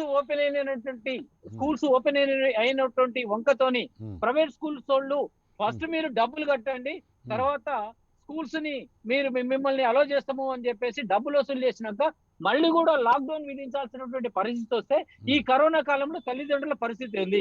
మరి దీనికి కూడా విధి విధానాన్ని నిర్ణయించాల్సినటువంటి అవసరం ఉన్నది. ఏదేమైనప్పటికీ కూడా థర్డ్ వేవ్ ఏది మన ఆల్ ఇండియా మెడికల్ సైన్సెస్ వాళ్ళు చెప్పిందని చెప్పేసి ఇందాక చెప్తుంటే విన్నాను. దాని ప్రకారము వాళ్ళు చెప్తున్న దాని ప్రకారం వీ హ్యావ్ టు అస్యూమ్ మనము పెను ప్రమాదాన్ని ఎదుర్కోవాల్సినటువంటి పరిస్థితి ఉందని. మరి ఈ పరిస్థితులలో పిల్లలందరినీ తీసుకుపోయి మళ్ళీ వాళ్ళకి కరోనా తగిలిచ్చి చిన్న వాళ్ళకు ఉన్నటువంటి ఇమ్యూనిటీతోని ఎన్ని కుటుంబాలు నాశనం అయిపోతాయి అన్నది ఒక భయం అయితే ఉన్నదండి నాకైతే. నేను ఒక వ్యక్తిగతంగా ఫీల్ అవుతున్నా, ఒక పార్టీ పరంగా ఫీల్ అవుతున్నా. ఈ ప్రభుత్వం అటువంటి విషయంలో చాలా ఆచితూచి స్పందించాలి. ముఖ్యమంత్రి గారే చెప్పిండ్రు బతుకుంటే బల్సాకు తినవచ్చు అని చెప్పేసి. ఇప్పుడు నేను కూడా అదే చెప్తున్నా, ఆయన కంటే ముందర మేము చెప్పినాం అనుకోండి. అఫ్ కోర్స్ ఆయన కామెడీ చేసినప్పుడే మీ మాట చెప్పినాము. అయితే ఇప్పుడు చెప్తున్నా, స్కూల్స్ ని మాత్రము ఖచ్చితంగా కూడా చాలా జాగ్రత్తమైన నిర్ణయం తీసుకోవాల్సిన అవసరం ఉంది. ఏదో ముఖ్యమంత్రి గారు అక్కడ మీటింగ్ పెట్టేసి మంత్రులతోని వాళ్ళు ఏం మాట్లాడుకుంటుంటారు, ఈయన ఒక నిర్ణయం తీసుకొని చలో స్కూల్స్ ఓపెన్ అన్నారు. ఇంతకు ముందు ఏమన్నారు, జూలై 16 అన్నారు, మన జూన్ 16, తర్వాత 21 ఈ రోజు నుంచి అన్నారు, తర్వాత జూలై 1 అంటున్నారు. పర్వాలేదు, వాళ్ళు స్కూల్స్ కు పోకుండా ఒక అకాడమిక్ ఇయర్ నాశనమైనా పర్వాలేదు, కానీ పిల్లల యొక్క ఆరోగ్యం పాడైపోయింటే మాత్రము ప్రాణం కన్నా ఏది ముఖ్యం కాదు కదా. Yes exactly. కాబట్టి అంత ఆశామాషా కాదు, అఖిలపక్షం మీటింగ్ పెట్టాలి. కేవలం రాజకీయ నాయకులే కాకుండా ఖచ్చితంగా కూడా వైద్యులు కూడా ఖచ్చితంగా ఉండాలి. ఎందుకంటే ఇంతకు ముందు చూసినాము, హైకోర్టు యొక్క కఠినమైనటువంటి నిర్ణయంతో ఈ రోజు జాయింట్ కలెక్టర్లు పోయి పైసలు వసూలు చేసి ఇప్పిస్తున్నారు బాధితులకి. అంటే డాక్టర్లు, ప్రైవేట్ ఆసుపత్రులు, డాక్టర్లు అనే దానికంటే ఈ కార్పొరేట్ మాఫియా అనేది పిండి పీల్చి పిప్పి చేస్తున్నది. ఒకవేళ కేటీఆర్ గారు మాకు ఇంకొక అనుమానం కూడా ఉంది, ఆయన వ్యవహరించిన తీరును బట్టి మళ్ళీ కార్పొరేట్ మాఫియాకి ఇంకా కూడా స్కోప్ ఇచ్చే విధంగా ఏమైనా వ్యవహరిస్తున్నారు. అలా ఫార్ ఫిచింగ్ రిమార్క్స్ చేయకండి రామచంద్రారెడ్డి గారు, దయచేసి. ఇందాక నేను టీఆర్ఎస్ మిత్రుడు శుభప్రద్ ఏం రిక్వెస్ట్ చేశానంటే, దీన్ని ఒక్క నిమిషం రామచంద్రారెడ్డి గారు, ఒక్క నిమిషం. శుభప్రద్ని టీఆర్ఎస్ యువజన విభాగం రాష్ట్ర కార్యదర్శిని దీన్ని పొలిటికల్ లైన్స్లో మాట్లాడకుండా ప్రజాక్షేమం, ప్రజా సంక్షేమం, ప్రజల భద్రత అనే యాంగిల్లో మాట్లాడదాము, పొలిటిసైజ్ చేయొద్దు సాధ్యమైనంత వరకు అని అంటూ రిక్వెస్ట్ చేశాను నేను. మీకు కూడా అదే నా రిక్వెస్ట్. అంతే తప్ప మళ్ళీ కార్పొరేట్ హాస్పిటల్స్కి పేషెంట్స్ని ఇచ్చేటువంటి ఉద్దేశంతో కరోనాను పెంచి పోషిద్దాం అనుకుంటున్నారు అనడం అన్యాయం, తప్పు. చెప్పండి. ఒక్క మాట వినండి. ఫస్ట్ ఆఫ్ ఆల్ నేను ఇక్కడికి వచ్చింది మాట్లాడటానికి అడ్వకేట్ రామచంద్రారెడ్డికి లెక్క రాలే. రామచంద్రారెడ్డి కాంగ్రెస్ పార్టీ అధికార ప్రతినిధి లెక్క వచ్చిన అధికార ప్రతినిధి లెక్క రాజకీయంతోనే మాట్లాడతా. First point. నెంబర్ 2 వచ్చేసరికి ఒక బాధ్యత కలిగినటువంటి పౌరుడితో కూడా మాట్లాడతా. ఇంకొకటి సోషల్ లో ఒక అలైడ్ సొసైటీకి చెందిన అడ్వకేట్ లెక్క మాట్లాడతా. నేను I'm putting question to you. ఇంతకు ముందర ఎన్ని ఆసుపత్రులు దోపిడీ చేసినాయి, ఎన్ని హాస్పిటల్స్ కి నోటీసులు ఇచ్చిండ్రు, ఎంత హైకోర్టు పదే అది సపరేట్ చర్చా కార్యక్రమం పెట్టారు రామచంద్రారెడ్డి గారు. రామచంద్రారెడ్డి గారు ఒక్క నిమిషం ఆగండి. ఒక్క నిమిషం రామచంద్రారెడ్డి గారు, ఈ విషయమై ఆల్రెడీ ప్రత్యేకంగా ఒక కార్యక్రమమే పెట్టాను. ఈ నెల 15వ తేదీన పెట్టాను. దాని మీద మళ్ళీ అవసరమైతే పెడతాము. ఈరోజు చర్చా కార్యక్రమం ఏంటంటే, ఈ కరోనా అనేటువంటిది 3వ విడత మళ్ళీ దాడి చేయడానికి వస్తున్నది కాబట్టి ఈ టైంలో ఇలా ఆంక్షల్ని సడలించడము, ఆంక్షల్ని ఎత్తివేయడం అనేటువంటిది కరెక్టా కాదా అనేది దీని ఎటువంటి ప్రమాదాలకు దారితీయగలదు అనేటువంటి దానికి పరిమితమై మాట్లాడుకుందాం అనేది నా ఉద్దేశం. మీరు చెప్పినట్లు నేను అడ్వకేట్ రామచంద్రారెడ్డి అనే పౌరుల లెక్కన మాట్లాడితే నా దృష్టిలో ఈ లాక్డౌన్ సడలించడం అనేది ఈ విధంగా విచ్చలవిడిగా తప్పు అని మాట్లాడతాను నేను. ఇంకా పూర్తి స్థాయిలో ఇది క్లోజ్ అయిపోయిన తర్వాత ఓపెన్ చేస్తే బాగుండు. ఫైనాన్షియల్ గా కానివ్వండి, లేకుంటే బడుగు వర్గాల ప్రజలకు కానివ్వండి, తినటానికి ప్రభుత్వమే బాధ్యత తీసుకోవాల్సినటువంటి అవసరం ఉందని కూడా చెప్తున్నా. ఈ సందర్భాల్లో రెంట్ గురించి కూడా ఒక యాక్ట్ చేయాల్సినటువంటి అవసరం ఉందని చెప్తున్నా. This is my opinion. Good. ఆ లైన్స్ లో మాట్లాడడం అనేది నా ఉద్దేశం కూడా. Anyway, thank you. I'll get back to you. Ramachandra Rao గారు దయచేసి వెయిట్ చేస్తూ ఉండండి. మీరు డాక్టర్ విజయభాస్కర్ గారు, నమస్కారం అండి. నమస్కారం సార్. సార్, ఇప్పటిదాకా వివిధ రాజకీయ పార్టీల మిత్రులు మాట్లాడుతున్నటువంటిది కూడా వినే ఉంటారు కదా. అదేవిధంగా నేను ఇంట్రడక్షన్లో కూడా కొన్ని చెప్పాను. ఈ థర్డ్ వేవ్ ఆఫ్ కరోనా అనేటువంటిది చాలా డెడ్లీగా ఉండబోతోంది. ఇంతకుముందు వచ్చినటువంటి 2 దశల కన్నా కూడా చాలా తీవ్రమైనటువంటి ప్రభావం చూపేటువంటి స్థాయిలో ఉండబోతోంది. అందులో ఒకసారి ఆంక్షలన్నీ ఎత్తివేయడంతో జనమందరూ గుంపులుగా వచ్చేసి షాపుల మీద, మాల్స్ మీద ఎగబడి మార్కెట్ ప్లేసెస్లన్నీ ఎక్కడ ఆంక్షలు పాటించకుండా, ఈ మాస్కులు కట్టుకోకుండా ఉండేటువంటి పరిస్థితి ఉంది. ఎందుకంటే మన సొసైటీ అలాంటిది. అయితే ఇప్పుడు మనకు వచ్చినటువంటి విలయం, ప్రమాదం అనేటువంటి చాలా ప్రమాదకరమైంది. ఈ టైంలో ఈ ఆంక్షలు ఎత్తివేయడం ఎలాగా అనేటువంటి దాంతో పాటుగా దీనికి సంబంధించి మీ అభిప్రాయాలు చెప్పండి సార్. సార్, కరోనా అన్నది COVID-SARS-CoV-2 అనే వైరస్. ఇది ఒక చైనానో లేకపోతే ఒక పాకిస్తాన్ లాంటి శత్రువు కాదు సార్ చెప్పి రావడానికి. ఒకటి. రెండోది, శత్రువులాగా బిహేవ్ చేయదు, మిత్రులాగా బిహేవ్ చేసి శత్రువు అవుతుంది. సో కరోనా అనే వైరస్ కు మ్యూటేషన్ అన్నది మనకు కొన్ని వందల సంవత్సరాల నుంచి జరుగుతూనే ఉన్నాయి. రకరకాల మ్యూటేషన్స్ వస్తున్నాయి, పోతున్నాయి. కొన్ని మ్యూటేషన్స్ మనకు వచ్చి పోయేటివి కూడా మన బాడీలో తెలియదు. ఎందుకంటే మన బాడీలో రోగ నిరోధక శక్తి అంటే ఇమ్యూన్ సిస్టమ్ ఎంత స్ట్రాంగ్ ఉంటే ఏ వైరస్ అయినా అంత స్ట్రాంగ్ గా ఎదుర్కొంటది. అది ఒక మిలిటరీ సిస్టమ్ లాగా బాడీలో పనిచేస్తుంది. సో అలాగా ఇప్పటి వరకు ఒక స్వైన్ ఫ్లూ వైరస్, లేకపోతే ఒక HIV వైరస్, లేకపోతే ఒక హెపటైటిస్ వైరస్, ఇప్పుడు కరోనా వైరస్, ఇవి చాలా ప్రామినెంట్ గా మన మీద వయలేషన్ ఉన్నది. సో ముఖ్యంగా మనం ఫస్ట్ వేవ్ నుంచి బయటపడ్డాం, కానీ సెకండ్ వేవ్ రావడానికి కారణం ఏందనేది కూడా ప్రజలకు, ఇటు గవర్నమెంట్ కు అందరికి తెలుసుకోవాల్సిన విషయం. సెకండ్ వేవ్ ను విజయం సాధించడం, బయటపడ్డామని అక్టోబర్ లో ఎలాగైతే అనుకున్నామో, నవంబర్, డిసెంబర్, జనవరి, ఫిబ్రవరిలో ఆ 4 నెలలు మనకు కరోనా టైం ఇచ్చింది. బాబు, మీకు ఇంకా బుద్ధి రాదా? మీరు కనీసం మీలోనే లక్షణాలు ఏంటి, కోవిడ్ పాజిటివ్ పేషెంట్స్ మీ ఇళ్లలో ఉన్నారు, మీ సంఘంలో ఉన్నారు, మీ కమ్యూనిటీలో ఉన్నారు, మీ దేశంలో ఉన్నారు, వాళ్ళని ముందు టెస్ట్ ట్రేసింగ్ ఐసోలేషన్ చేయండి అని మనకు 5 నెలల టైం ఇచ్చింది. కానీ మన సెంట్రల్ గవర్నమెంట్ కానీ స్టేట్ గవర్నమెంట్ కానీ టెస్ట్ ట్రేసింగ్ లో కేవలం 27 కోట్ల మందికి చేస్తే మనకు పాజిటివ్ వచ్చింది 3 కోట్ల మంది. మా అంచనాల ప్రకారం దాదాపుగా 53%, CCMB అంచనాల ప్రకారం 53% కరోనా బారిన పడ్డారు. అంటే ఎంతమంది? దాదాపుగా 70 కోట్ల మంది కరోనా బారిన పడ్డారు. మరి 70 కోట్ల మందికి టెస్ట్ చేశారా? చేయలేదు. 23 నుంచి 25 కోట్ల మంది చేశారు.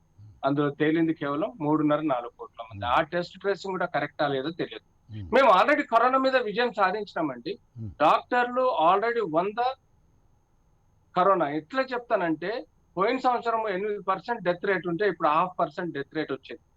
మళ్ళీ సెకండ్ వేవ్ లో 3 to 4% కు పోయింది. మళ్ళీ రివర్స్ గా మేము 0.5% డెత్ రేట్ కు తగ్గించగలిగినాం. ద ట్రీట్మెంట్ మొడాలిటీస్ అవైలబుల్ ఉన్నాయి.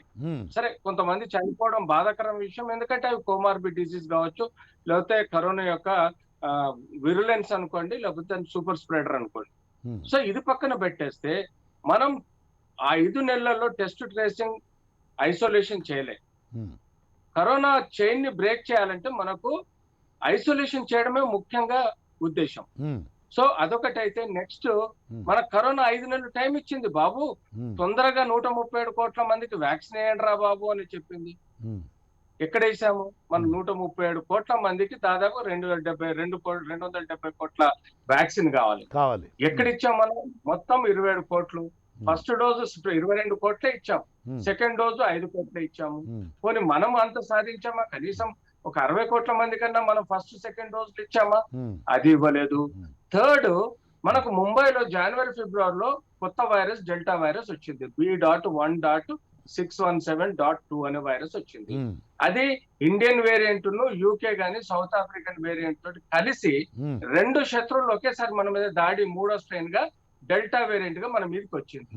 అది వచ్చినప్పుడు ఇండియన్ గవర్నమెంట్ 40,000 కేసులు కేవలం మహారాష్ట్రలో చూస్తూ ఉంటే ఇండియన్ గవర్నమెంట్ కనీసం డెసిషన్ తీసుకొని టోటల్ ఇండియన్ లాక్డౌన్ చేయాల్సిన అవసరం లేదండి. పోయిన సంవత్సరం కేవలం 10,000, ఆల్ ఓవర్ ఇండియాలో 15 నుంచి 20,000 వస్తేనే టోటల్ ఇండియా లాక్డౌన్ చేశారు. మొన్న కేవలం మహారాష్ట్రలో 40 నుంచి 60,000 కేసులు, అది కూడా virulent delta variant, serious Indian variant వచ్చినప్పుడు కూడా ఇండియన్ గవర్నమెంట్ పట్టించుకోలేదు. రెండోది, కనీసం మహారాష్ట్ర నుంచి ప్రయాణికులు రానివ్వకుండా కనీసం కాపాడగలిగారు, అది చేయాలి. తెలుగు రాష్ట్రాల్లో, మహారాష్ట్రలో చాలా మంది ఉంటారు బిజినెస్ పరంగా, జాబ్ పరంగా, వాళ్ళు ఎంతో మంది ఇక్కడికి వచ్చారు. అక్కడ లాక్డౌన్ పెట్టడం ఇక్కడికి వచ్చారు. డెల్టా వేరియంట్ స్ప్రెడ్ అయింది. తెలంగాణ, ఆంధ్రలో విరులెంట్, చాలా మంది ఎఫెక్ట్ అయినారు, చనిపోయినారు. సో ఇది మనం లాక్డౌన్ చేయకపోవడం 3వ తప్పిదం. 4వ తప్పిదం, మనకు డిసెంబర్, జనవరి, ఫిబ్రవరిలో ఏం అవసరం వచ్చింది? ఒక 6 నెలలు ఎలక్షన్స్ పోస్ట్పోన్ చేస్తే మనకు ఎమ్మెల్యేలు, ఎంపీ లేకపోతే పంపు మునిగేది ఉందా? ఆల్ ఓవర్ ఇండియాలో ఎలక్షన్ పెట్టారు, లక్షల మందిని సభల్లో పిలిచారు, పబ్బులు, క్లబ్బులు, మేళాలు, హరిద్వార్ లో మేళా పెట్టారు.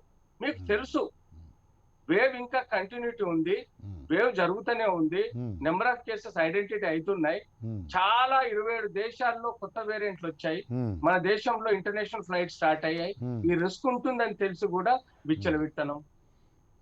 5వది, కనీసం మనం mask, face shield, physical distance, sanitization, ఈ 4 పద్ధతులు నేర్చుకోమని మేము పదే చెప్తున్నాం. అది పట్టించుకోలేదు. 6, జనవరి ఫిబ్రవరిలో స్కూల్ స్టార్ట్ చేయగానే మీకు 1000 మంది పిల్లలు ఇన్ఫెక్షన్ వచ్చింది. అంటే అర్థం ఏంటి? మనకు సోర్స్ ఆఫ్ ఇన్ఫెక్షన్ స్కూల్ అని అర్థమైందిగా, స్కూల్ నుంచే ఇన్ఫెక్షన్ స్ప్రెడ్ అవుతుందని అర్థమైందిగా. ఈ 5 తప్పిదాల వలన మనకు సెకండ్ వేవ్ వచ్చింది. సెకండ్ వేవ్ చిన్నగా ఫస్ట్ వేవ్ లాగా వచ్చిందా? SARS-CoV-2 వైరస్ వచ్చిందా? అందులోనే మ్యూటెంట్, 2 శత్రువులు 3వ శత్రువులాగా తయారీ మన మీద దాడి చేసి, పోనీ వృద్ధులను చంపిందా? లేదే. యూత్, మంచి యూత్, 30 to 45, 50 ఇయర్స్ ఉన్న యూత్ ని ఈ కొత్త మ్యూటెంట్ ఇన్ఫెక్ట్ చేసి ఎంత విరులెంట్ కి వచ్చిందంటే, అసలు వైరస్ అన్నది, కరోనా వైరస్ అన్నది సెల్ఫ్ లిమిటింగ్ డిసీజ్ అండి. 92% వ్యక్తులలో కరోనా వచ్చిపోయేది, 70% వ్యక్తులలో కరోనా వచ్చిపోయేది కూడా తెలియదు. దానంతట అదే రికవర్ అవుతారు సెల్ఫ్ ఇమ్యూనిటీ సిస్టమ్ ద్వారా, రోగ నిరోధక శక్తి ద్వారా. కేవలం 22% మందే దగ్గు, దమ్ము, బాడీ పెయిన్స్, తుమ్ములు ఇవన్నీ ఉంటాయి. వాటికి బేసిక్ ట్రీట్మెంట్ ఇస్తే అవి వాళ్ళని మనం రికవర్ చేయగలుగుతున్నాం. వాళ్ళకి ఏ మందులు ఇవ్వకుండా కూడా రికవర్ అవుతారు. వాళ్ళకు పసరు వేయాల్సిన అవసరం లేదు, వేడి నీళ్ళ పుక్కిలించడం అవసరం లేదు, ఏ మందులు, ఈవెన్ అలోపతి మందులు కానీ, ఆయుర్వేదిక్ మందులు కానీ ఏవి అవసరం లేదండి. 92% వరకు సెల్ఫ్ లిమిటింగ్ డిసీజ్ గా రికవర్ అయి ఇళ్లలో ఉంటున్నారు. ఓన్లీ ఐసోలేషన్ చేయటం వల్ల వాళ్ళు రికవర్ అవుతున్నారు. మేము చూసింది కేవలం 8% పాపులేషన్ లో కొన్ని కాంప్లికేషన్స్, అంటే ఆయాసం రావడం, ఆక్సిజన్ సాచురేషన్ పడిపోవడం, హాస్పిటల్ అడ్మిట్ అవడం, ఆక్సిజన్ పెట్టడం, వెంటిలేటర్ వరకు పోవడం, దానికి తోడు ఇంజెక్షన్స్ రెమ్డెసివిర్ అని వచ్చింది, ఐవర్మెక్టిన్ అని వచ్చింది, ఫ్యాబిఫ్లూ వచ్చింది, స్టెరాయిడ్స్ వచ్చినాయి, ఇపారిన్ వచ్చింది, టోసిల్ముజాబ్ వచ్చింది, బ్యార్సెటిన్ వచ్చింది, ప్లాస్మా థెరపీ వచ్చింది. ఇలాంటి ఎన్నో కొత్త కొత్త కొత్త కొత్త మోడాలిటీస్ వచ్చాయి. ఇప్పుడు లేటెస్ట్ గా మోనోక్లోనల్ యాంటీబాడీస్ అని వస్తున్నాయి. మేము విజయం సాధించాం. 8% డెత్ రేట్ ని మేము 0.5% తీసుకురాగలిగినాం. కానీ సెంట్రల్ గవర్నమెంట్ కానీ, స్టేట్ గవర్నమెంట్ కానీ, ప్రజలు కానీ, ఎన్జిఓస్ కానీ వాళ్ళ బాధ్యత ఎక్కడ నిర్వహిస్తున్నారు? బాధకరంగా ఉంది చెప్పుకోవడానికి. నిజంగా మీరు చెప్తున్నటువంటి దాంట్లో చాలా చాలా రీజన్ ఉంది విజయ్ భాస్కర్ గారు. మీరు చెప్తున్నటువంటి దాంట్లో చాలా రీజన్ ఉంది. రోజు చెప్తున్నారు. నిన్నటికి నిన్న ఎయిమ్స్ డైరెక్టర్ చెప్పినాడు, మొన్నటికి మొన్న ఐసీఎంఆర్ చెప్పింది, అంతకుముందు WHO చెప్పింది.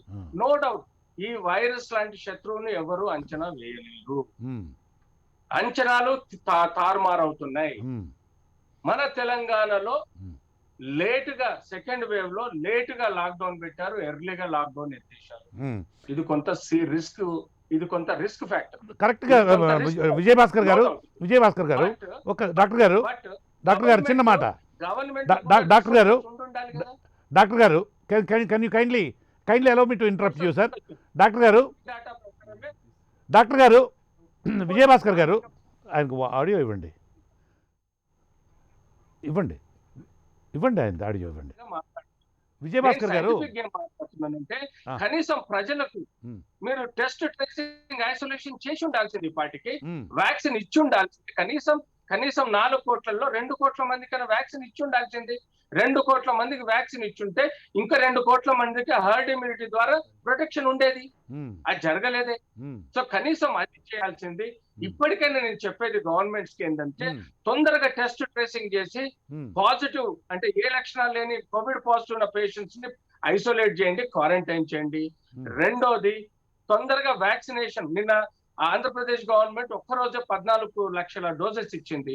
ఇక్కడ మనం ఆ తరాలో ఆ లెవెల్లో పోయే ప్రయత్నం చేయాలా, వ్యాక్సినేషన్ ఇచ్చుకోవాలా. మూడోది మనము ఇంకొక 6 months to 1 year వరకు ఎలాంటి సభలు కానీ, ఎలాంటి పబ్బులు కానీ, క్లబ్బులు కానీ, even I request even colleges school కూడా కొంత డిలే చేస్తే మనకు సేఫ్టీ ఉంటుంది. లేకపోతే ఈ విపత్తు చెప్పలేము. అంటే అసలు జ్యోతిష్యుల్లాగా మేము మాట్లాడలేము, డేటా ప్రకారమే మాట్లాడగలం. ఏంటంటే థర్డ్ వేవ్ వస్తుంది, అన్ని ఇళ్లలో ఇంటికి కూడా చచ్చిపోతారు, ఈ మాటలు మేము చెప్పడానికి లేదు. ఏదో ఫస్ట్ రోగాన్ని నేను మొత్తం మాయం చేస్తానడానికి మా దగ్గర జ్యోతిష్యులు లేరు. మేము ఒక scientific data as per the clinical evidence ప్రకారం మేము చెప్పగలుగుతాం. సో మేము చెప్పేది ఏంటంటే, ఇప్పటికైనా ప్రజలు సెల్ఫ్ లాక్డౌన్ అవ్వండి. గవర్నమెంట్ ని నిందించడం కాదు, ప్రజలే సెల్ఫ్ లాక్డౌన్ అవ్వండి. బాగుంది. విజయ్ భాస్కర్ గారు ఒక్క నిమిషం. డాక్టర్ గారు kindly listen to me. Doctor గారు kindly listen to me. Doctor గారు ప్లీజ్ డాక్టర్ గారు ఒక్క నిమిషం. డాక్టర్ గారు అంటే గవర్నమెంట్ ఏం చేస్తుంది? గవర్నమెంట్ లాక్డౌన్ అమలు చేస్తుందా లేదా అని. యాంటీ కోవిడ్ మేనరిజమ్స్ అంటే mask, face shield, physical distance, sanitization, ఈ 4 ప్రజలకు నేర్పాలి. స్కూల్ స్టార్ట్ చేస్తున్నారు. 3 ఇంపార్టెంట్ బాధ్యత అండి. 1 తల్లిదండ్రుల బాధ్యత, 2 స్కూల్స్ యాజమాన్యం టీచర్స్ బాధ్యత, 3 పబ్లిక్ హెల్త్ సిస్టమ్ గవర్నమెంట్ బాధ్యత. తల్లిదండ్రులు పిల్లలకు బాగా ట్రైనింగ్ చేయాలండి. మాస్క్, ఫిజికల్ డిస్టెన్స్, మెయింటెనెన్స్ చేసేటట్టు. పిల్లలందరినీ యాంటీజెన్ టెస్ట్ కానీ లేకపోతే RT-PCR టెస్ట్ చేసి నెగిటివ్ ఉంటేనే స్కూల్స్ కు పంపాలా. సెకండ్, ఒక్క నిమిషం డాక్టర్ గారు please allow me to interrupt. Doctor గారు ప్లీజ్ allow me. డాక్టర్ గారు మీరు ఇయర్ ఫోన్స్ పెట్టుకోలేదు. తర్వాతనే క్లాస్ రూమ్ లోకి పంపాలా. డాక్టర్ గారు పిల్లడికి మధ్య డిస్టెన్స్. డాక్టర్ గారు please allow me to interrupt you. Strict గా ఉండాలి. యాజమాన్యం టేబుల్, చైర్లు అన్ని మొత్తం శుభ్రంగా శానిటైజేషన్ చేయాలా, టాయిలెట్స్ శానిటైజేషన్ చేయాలి. ఈ జాగ్రత్త public health system responsibility. Doctor గారు ప్లీజ్ డాక్టర్ గారు ర్యాపిడ్ యాంటీజెన్ టెస్ట్ పెట్టి ఇయర్ ఫోన్స్ పెట్టుకోండి. డాక్టర్ గారు మీరు వాళ్ళని ఐసోలేట్ చేయకపోతే వాయిస్ తీసేసేయండి, ఆయనది ఆడియో తీసేయండి. ఎస్ చెప్పండి. ఇప్పుడు డాక్టర్ గారు చెప్తున్నటువంటి దాంట్లో ఎందుకంటే ట్రైడ్ ఇప్పుడు ఒకటే సార్, ఇప్పుడు మీరు ఇందాక చెప్పినట్టుగా మేము ఏదో పార్టీ పరంగా మాట్లాడగా ఒక జనరల్ ఒక కామన్ మ్యాన్గా మేము చెప్తున్నాము. ఒక everyone first survive is important అని ఒకటి. ఇంకొకటి, మనము ఇక్కడ ప్రభుత్వంలో టెస్టింగ్ అనేది తగ్గింది. టెస్టింగ్ మొదట్లో చేయలేదు కదా, చేయలేదు. కోర్టు పిలిచి 3-4 సార్లు అక్షింతలు వేసిన తర్వాత కూడా చేయలేదు. ఇప్పుడు టెస్టులు పెంచాలి. మొబైల్ వెహికల్ పంపించి టెస్టింగ్ చేయాలి. అంబులెన్స్ అటువంటి వెహికల్స్ పెట్టుకొని కొన్ని ఏరియాస్ పోయి, కొన్ని స్లమ్స్ పోయి అక్కడ టెస్టింగ్స్ చేసి ఆ క్యాండిడేట్స్ ఎవరైతే ఉన్నారో చూసుకొని ఐసోలేషన్ సెంటర్స్ పెంచాలి. ఐసోలేషన్స్ పెంచితే ఏమవుతుందంటే ఈ ఇమ్మీడియట్గా హాస్పిటల్స్ పంపించకుండా ఈ ఐసోలేషన్ సెంటర్లో వాళ్ళని పెట్టేసి వాళ్ళకి మరీ ఎమర్జెన్సీ మెడికేషన్ రిక్వైర్మెంట్ ఉంటే వీళ్ళ ద్వారా ఏదైతే ఉన్నారో ఇక్కడి నుంచి ఆ పర్టికులర్ గవర్నమెంట్ హాస్పిటల్ ఆ హాస్పిటల్స్ పంపించాల్సిన బాధ్యత మన హెల్త్ డిపార్ట్మెంట్ కానీ అలాగే మన ప్రభుత్వానికి ఉన్నది. ఇంకొకటి సార్, నేను ఇప్పుడు సూపర్ స్ప్రెడర్స్ అని మనం ఏదైతే ఇందాక వర్డ్ అయితే యూజ్ చేసామో ఆ సూపర్ స్ప్రెడర్స్ నిజంగా ఎక్కువ మందికి అదే వ్యాధి అదే అంటించేవాళ్ళు. అంటే ఇప్పుడు కిరాణా కొట్టు, కూరగాయలు అమ్ముకునే వాళ్ళు, పూలు అమ్ముకునే వాళ్ళు, లేదా మటన్ షాప్, చికెన్ షాప్, ఇట్లాంటి వాళ్ళ దగ్గరకు 100 మంది వస్తారు. సో వాళ్ళు సేఫ్గా ఉంటే, వాళ్ళు మంచిగా ఉంటే నలుగురు సేఫ్గా ఉంటారనే ఉద్దేశంతో ఈ సూపర్ స్ప్రెడర్స్కి వీళ్ళు ఏం చేస్తున్నారంటే కొంతమంది భయస్తులు ఉన్నారు, కొంతమంది వాళ్ళ బిజినెస్ వదిలిపెట్టి రాలేని పరిస్థితిలో అటువంటి వ్యక్తులకి మీరు డైరెక్ట్గా వ్యాక్సిన్ అవుతుందో మొబైల్లో ఆ మార్కెట్స్కి వెళ్ళి మీరు అక్కడే పెట్టుకొని ఆ టెంపరేచర్ మొబైల్ వ్యాక్సినేషన్ చేయాలి. మొబైల్ వ్యాక్సినేషన్ చేస్తే ఏమంటే మేము పార్టీ పరంగా ఎంతో పర్సనల్గా మార్కెట్స్కి వెళ్ళి డ్రైవ్ చేసి వాళ్ళని ఎంతో రిక్వెస్ట్ చేస్తే కూడా కొంతమంది మాకు టైం లేదు, మేము వెళ్తాము, మధ్యాహ్నమా క్యూలో ఉంటుందా, అవన్నీ అడగడం జరుగుతుంది. ఎందుకు? మనమే అక్కడికి వాళ్ళకి వెళ్ళి వ్యాక్సినేషన్ ఇస్తే జరుగుతుంది.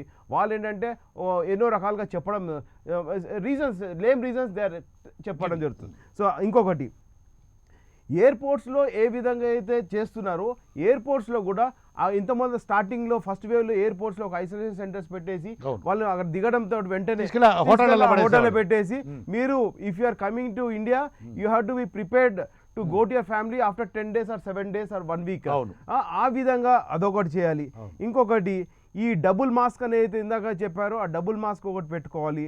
ఇంకొకటి, ఈ ఫంక్షన్స్ ఏవైతే చెప్తున్నారో ఇప్పుడు ఏదైతే స్వేచ్ఛ, మీరు ఫంక్షన్స్లు, సెరమనీస్, మ్యారేజెస్ ఇష్టారాయంగా చేసుకోండి, ఎన్ నెంబర్ ఆఫ్ పీపుల్ పిలుచుకోండి, ఇది చాలా తప్పు సార్ నేను చెప్తున్నాను. ఎందుకంటే ప్రమాదం పొంచి ఉంది, అక్కడ ప్రమాదం పొంచి ఉంది కాబట్టి దాన్ని ఏ విధంగా ఓకే వచ్చే వాళ్ళు జాగ్రత్తలోనే వస్తున్నారు, వాళ్ళు డబుల్ మాస్క్ చేసుకుంటున్నారు, కానీ ఎందుకు అంతమందిని మనం చేయాలి? Try to restrict limited people. There are so many అంటే మీడియా ద్వారా పెళ్లి చూస్తున్నారు, ఆన్లైన్ చూస్తున్నారు, అన్ని చూస్తున్నారు.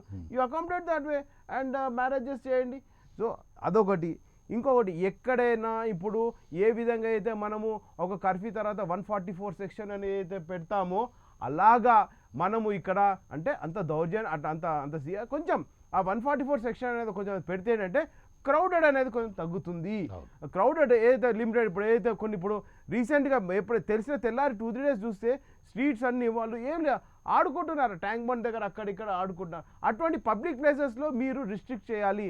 ఇంకా మనము బయటికి వచ్చి స్వేచ్ఛగా తిరగాల్సిన, ఏదో నేచర్ కోసం తిరుగుతున్నట్టుగా ఏదో ఫ్రీ బర్డ్స్గా బయట తిరుగుతున్నా, ఇటువంటి కొన్ని కంట్రోల్ చేయాలి.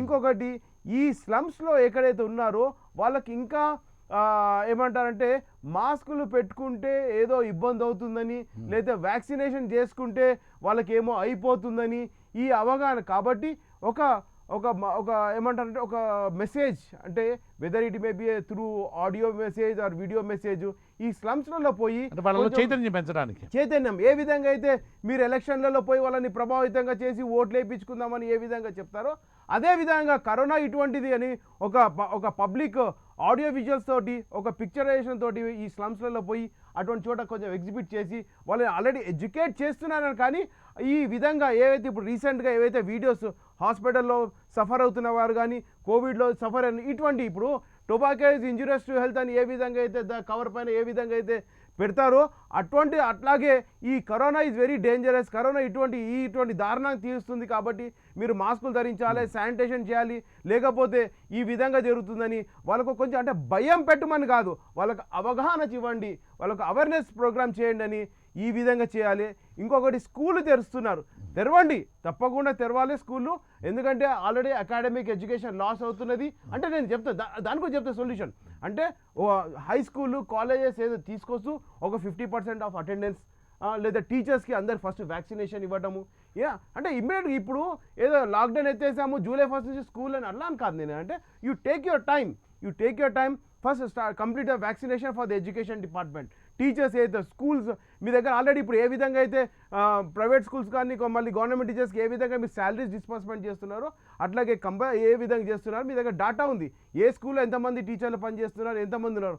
ఫస్ట్ డ్రైవ్ వాళ్ళ వ్యాక్సినేషన్ డ్రైవ్ చేయండి, ఎడ్యుకేషన్ డిపార్ట్మెంట్ డ్రైవ్ చేయండి. చేసి అక్కడ వ్యాక్సినేషన్ చేసిన తర్వాత హై స్కూల్ పిల్లలను పిలుచుకోండి, ఒక 50% ఆఫ్ ద చిల్డ్రన్ తోటో అలా చేయండి. కానీ ఏ విధంగా అయితే ఓపెన్ అన్నది అలాగా చేయొద్దు. లిమిటెడ్ తోటి వాళ్ళ అటెండెన్స్ తీసుకుంటూ మరి ఇందాక మిత్రులు అన్నట్టు రెంటల్ కంట్రోల్ సిస్టమ్ తీసుకురావాలి.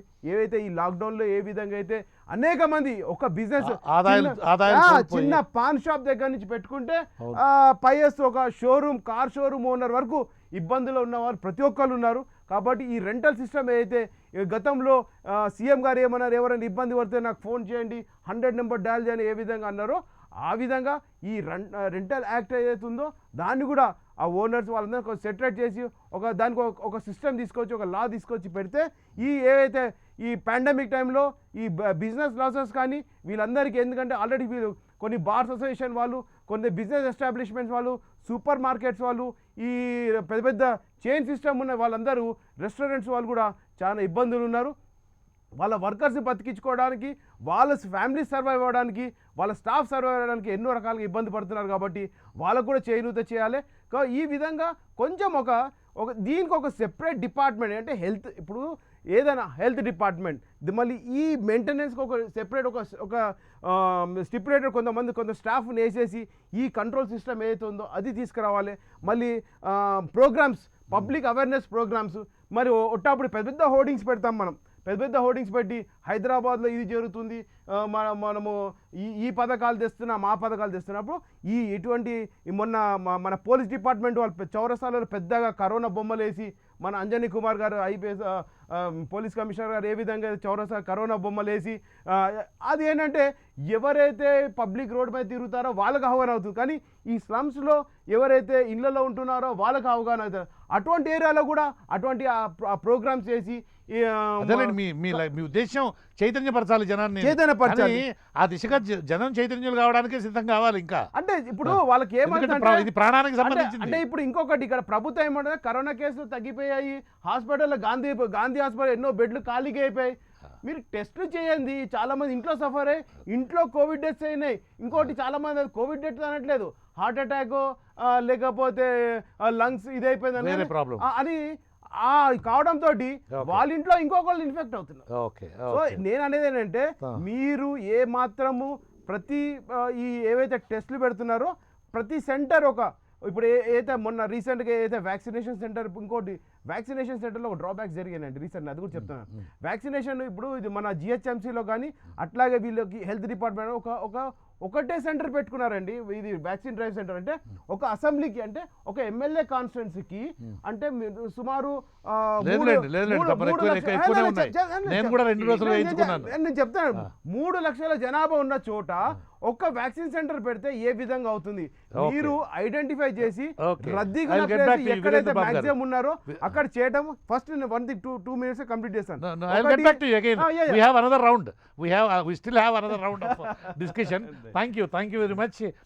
And మన శివప్రద్ గారు ఎందాక డాక్టర్ గారు చెప్పినటువంటిది విన్నారు, పటేల్ గారు ఎందాక డాక్టర్ గారు చెప్పినటువంటి మాట విన్నారు. ఇటు మన మిత్రులు అటు రామచంద్రారెడ్డి కానీ మన మిత్రులు వీరేంద్రబాబు గారు కానీ బీజేపీ కాంగ్రెస్ వాళ్ళు చెప్పినటువంటిది విన్నారు. అంటే ఇటువంటి సమయంలో ఆంక్షలు ఎత్తివేయడము, నిబంధనలన్నింటినీ కూడా కర్ఫ్యూ నిబంధనలన్నింటినీ ఎత్తివేయడం అనేటువంటిది అది ప్రమాదము,